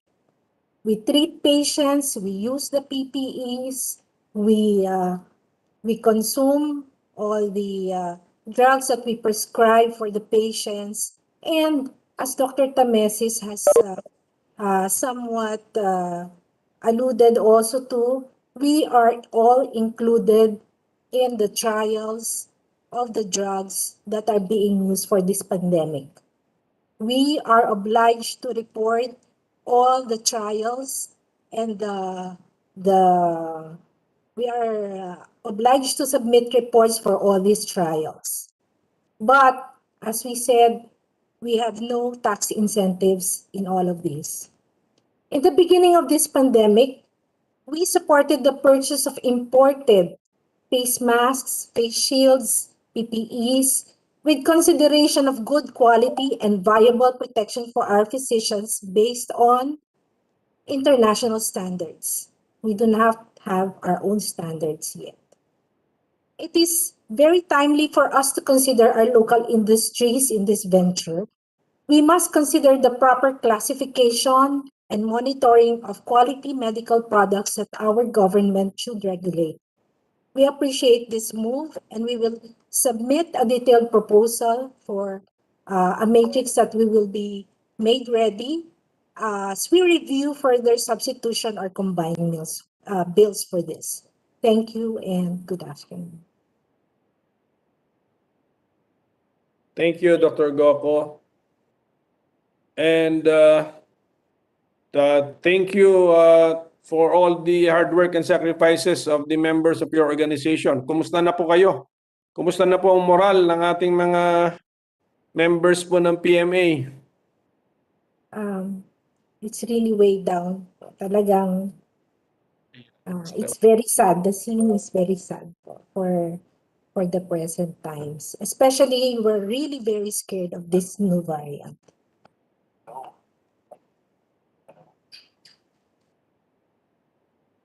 So please pray for us po.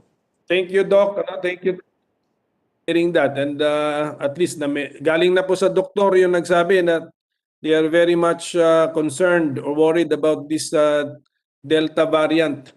And Doc, meron pang other variants, ano? Meron pa, totoo ba? May Lambda pa ba? Ano pa ba iba pang pangalan ng mga variants? To confirm po ba yun, Doc?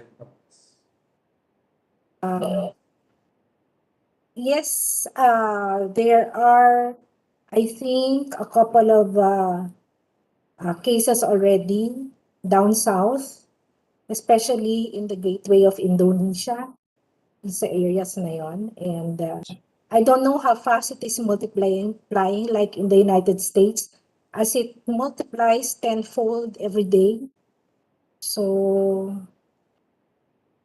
ayun po. Thank you, Doc. Thank you. We will listen to your advice and to the advice of your organization. So thank you for that. Let's move on. We have Philippine Nurses Association, Mr. Melbert Reyes. Go ahead, Good afternoon sir. po, Senator Pimentel, and to all, magandang hapon po. The Philippine Nurses Association fully supports the Pandemic Protection Bill, or we believe that nurses together with other healthcare professionals must be protected at all times. It is on this premise that we support the bill because we know for a fact that the medical health professionals like nurses are at the center of fighting against this COVID-19. So we will send po our position statement soon. Thank you po. Thank you, Mr. Reyes, and also thank you also to the members of your organization for all your sacrifices and hard work. Kayo po yung gumagamit nito together with the doctors, the nurses, di ba? Tama po. Any feedback on any feedback so far on the quality of the PPEs that you have been using for the past year or so?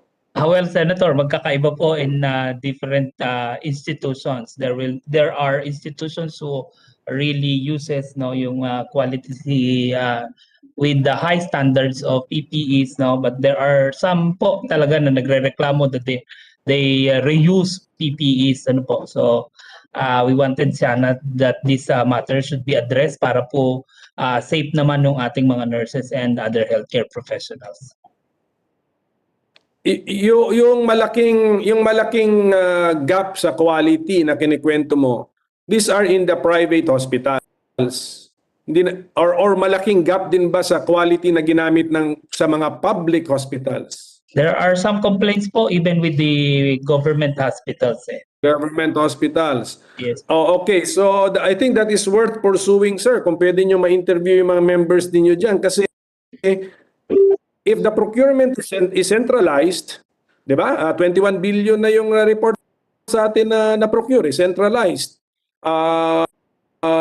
One client, and then one announced or published standard or set of standards, then we should wonder how come the gap in the quality is so noticeable or observable by the user. So maybe PNA, maybe you can help us. Ano kaya pwede tayo mag-interview ng mga members nyo for feedback? Hopefully po. Sana po may pumayag. Oo nga, hindi, magano tayo, Comsec and my staff, if we can communicate with Mr. Reyes kung ma-organize niya a certain continuation of this hearing specifically for the end users ng PPEs para malaman natin kasi importanteng pag-aralan yun kasi kung magsa-stockpiling din tayo, I'm sure bulk ng materials doon, PPEs. Oh, marami doon na, 'di ba? So ano Mr. Reyes, inform this committee if you can arrange it lang. If you have also the time to do it, then makinig lang po kami sa mga users kung ano yung observation nila. Sige po, Senator, we would gladly help you. Especially government hospitals. Only because of that reason na centralized yung procurement. So dapat hindi ganun kalaki ang gap ng quality. Sa private hospitals, naintindihan ko, kanya-kanya siguro silang bili from the marketplace, Philippine marketplace. If-feedback na lang natin yan sa FDA. How come? Dapat alam din ng FDA yon. Kasi what are sold in the Philippine marketplace, dapat prior registered with the FDA or approved by the FDA. So i-bring up din natin sa attention nila how come ang laki rin ng mga gaps in the qualities of PPEs available in the Philippine marketplace. So I think sana andito pa ang FDA at naririnig niya po itong feedback from our Philippine Nurses Association. Importante kasi yung feedback from the ground. Yes sir, Mr. Reyes. Yes sir. I do not know if nakaka-apekto po yung there are hospitals po kasi na LGU po ang nag-handle ng kanilang budget. So most of the government hospitals po na sinasabi ko ay mga LGU, no? Hospitals governed by the LGUs or the local government unit. Over po. Okay, ano lang yun in my opinion, na immediate response, yung LGU or DOH ang anong tawag procuring entity, ano lang yun, source of funding lang yun. But on the material na binibili ng gobyerno, maybe national man or local government, the quality of that material must still be, di ba? Ang minimum medical grade dapat yun. So hindi dapat masyadong malalayo ang gap. No matter what entity is paying for the item. Is that correct, GPPB? Are you still here? Or FDA, if they're still here? Ma'am Ocampo, is she still here? Yes, ma'am. Yes po, Senator, nandito pa po. Is it correct, ma'am, yung sinasabi ko na ma'am, ganito lang, for PPEs available in the Philippine marketplace, kung kahit sino man ang bumili, maybe a private hospital, an LGU, or the DOH, hindi po ba critical yung standard ng PPE na hindi dapat ganun kalaki ang gap na merong maganda at merong questionable talaga na which ang feeling ng user, it is putting him or her in danger? Yes po, sir. Actually po, they cannot sell any PPEs po without the registration from the FDA. So, dapat po sila lahat ay pumasa sa kalidad na nilagay po natin doon. Like yung pong Philippine National Standards, yun po ang sinusunod ng mga manufacturers, importers, distributors of these devices po. So, yan po yung minomonitor namin sa market.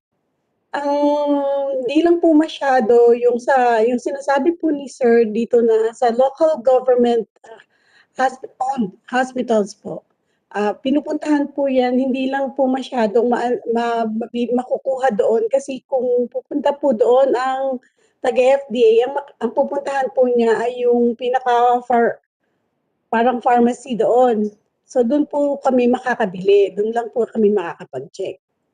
So kaya pagka po mayroon nakita doon na mga counterfeit, kinukuha po agad yan, kinu-confiscate. At saka nagbibigay po kami advisories. Yun po. Yes ma'am, pero klaro, no? Kahit the LGU ang buyer, it's the same thing. The quality must not suffer just because of the character of the buyer. Tama po, no? Tama po, salamat. Opo. Tama po. Tama po yung Mr. Reyes. Narinig natin sa FDA. I mean, that's also how I understand it. Sino ba may nagtaas ng kamay? Sandali. Ma'am Agoncillo, did you raise your hand? Yeah, ma'am? Yes, ma'am. Yes, yes, Senator Chairman. Yeah, I think that is a very critical point that I'd just like to add to support the PNA's comment and the doctors. No? The need to ensure the quality and the standards of the materials used by our frontliners. I think you also saw it earlier and you highlighted when earlier in the presentation, the sourcing procurement was done and there was an obvious disparity on the cost of that, the 15% level benchmark for domestic bidders did not even they were not even able to meet it. And maybe the answer to that is we have to the gap of the cost of locally produced PPEs versus the gap of from the cost of the imports. There must be something there that we would like the Senate to really look into in aid of legislation, because I think this is where I think this is the most critical part, because this would be, and earlier there was also a mention about using Philippine standards, and then there was a mention of minimum technical specifications in the procurement. These are PPE, protective equipments to protect a person's health. So it is in our paper, considering our background that we are exporters following the highest levels of standards by international brands. We when the DTI called us in, Secretary Lopez called us in to help secure national security. We went for this. We went for the highest standards available, and this is in our paper. This is the U.S. and the European standards for consideration, Mr. Chair. Thank you, po.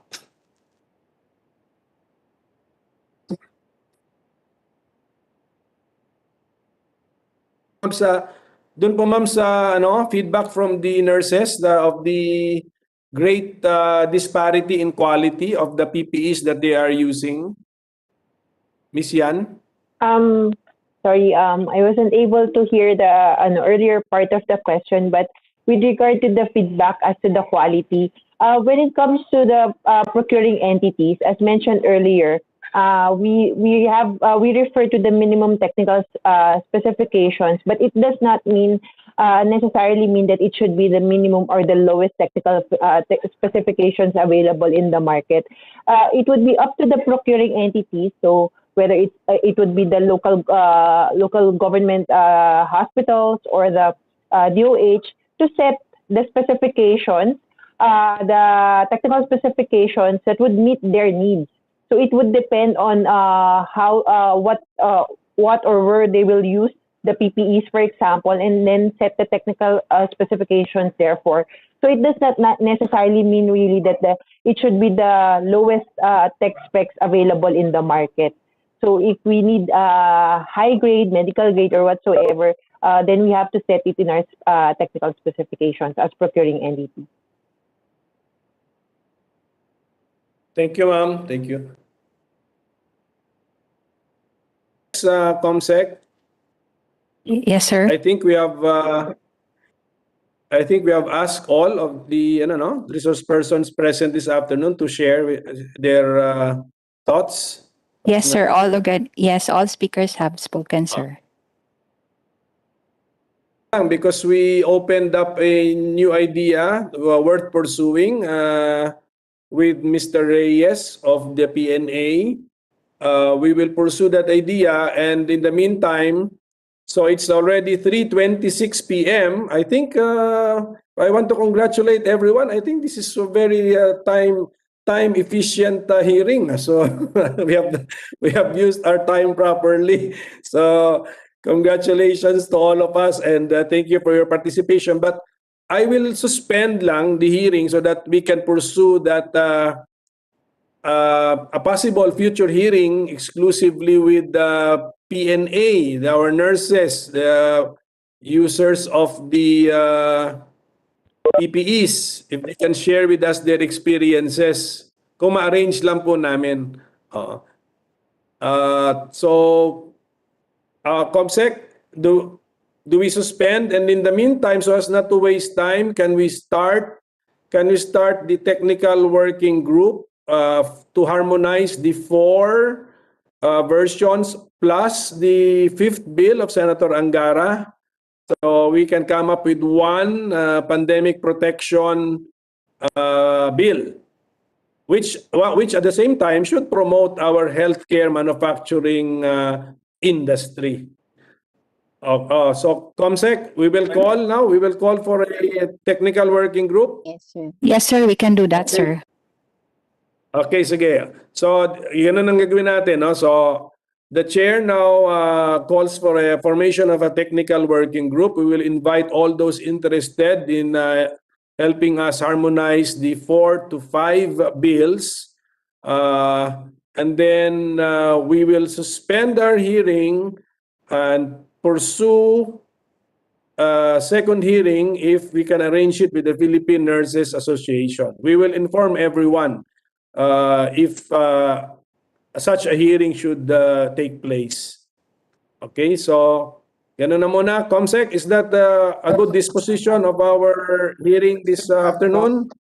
Yes, sir. That's a good decision, sir.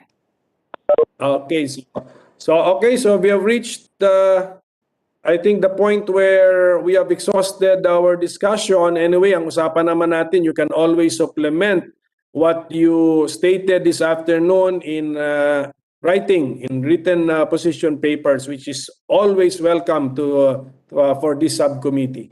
So once again, thank you to all of you for your participation and for the efficient use of our time. So salamat po sa inyo lahat. Our hearing is hereby suspended. Thank you.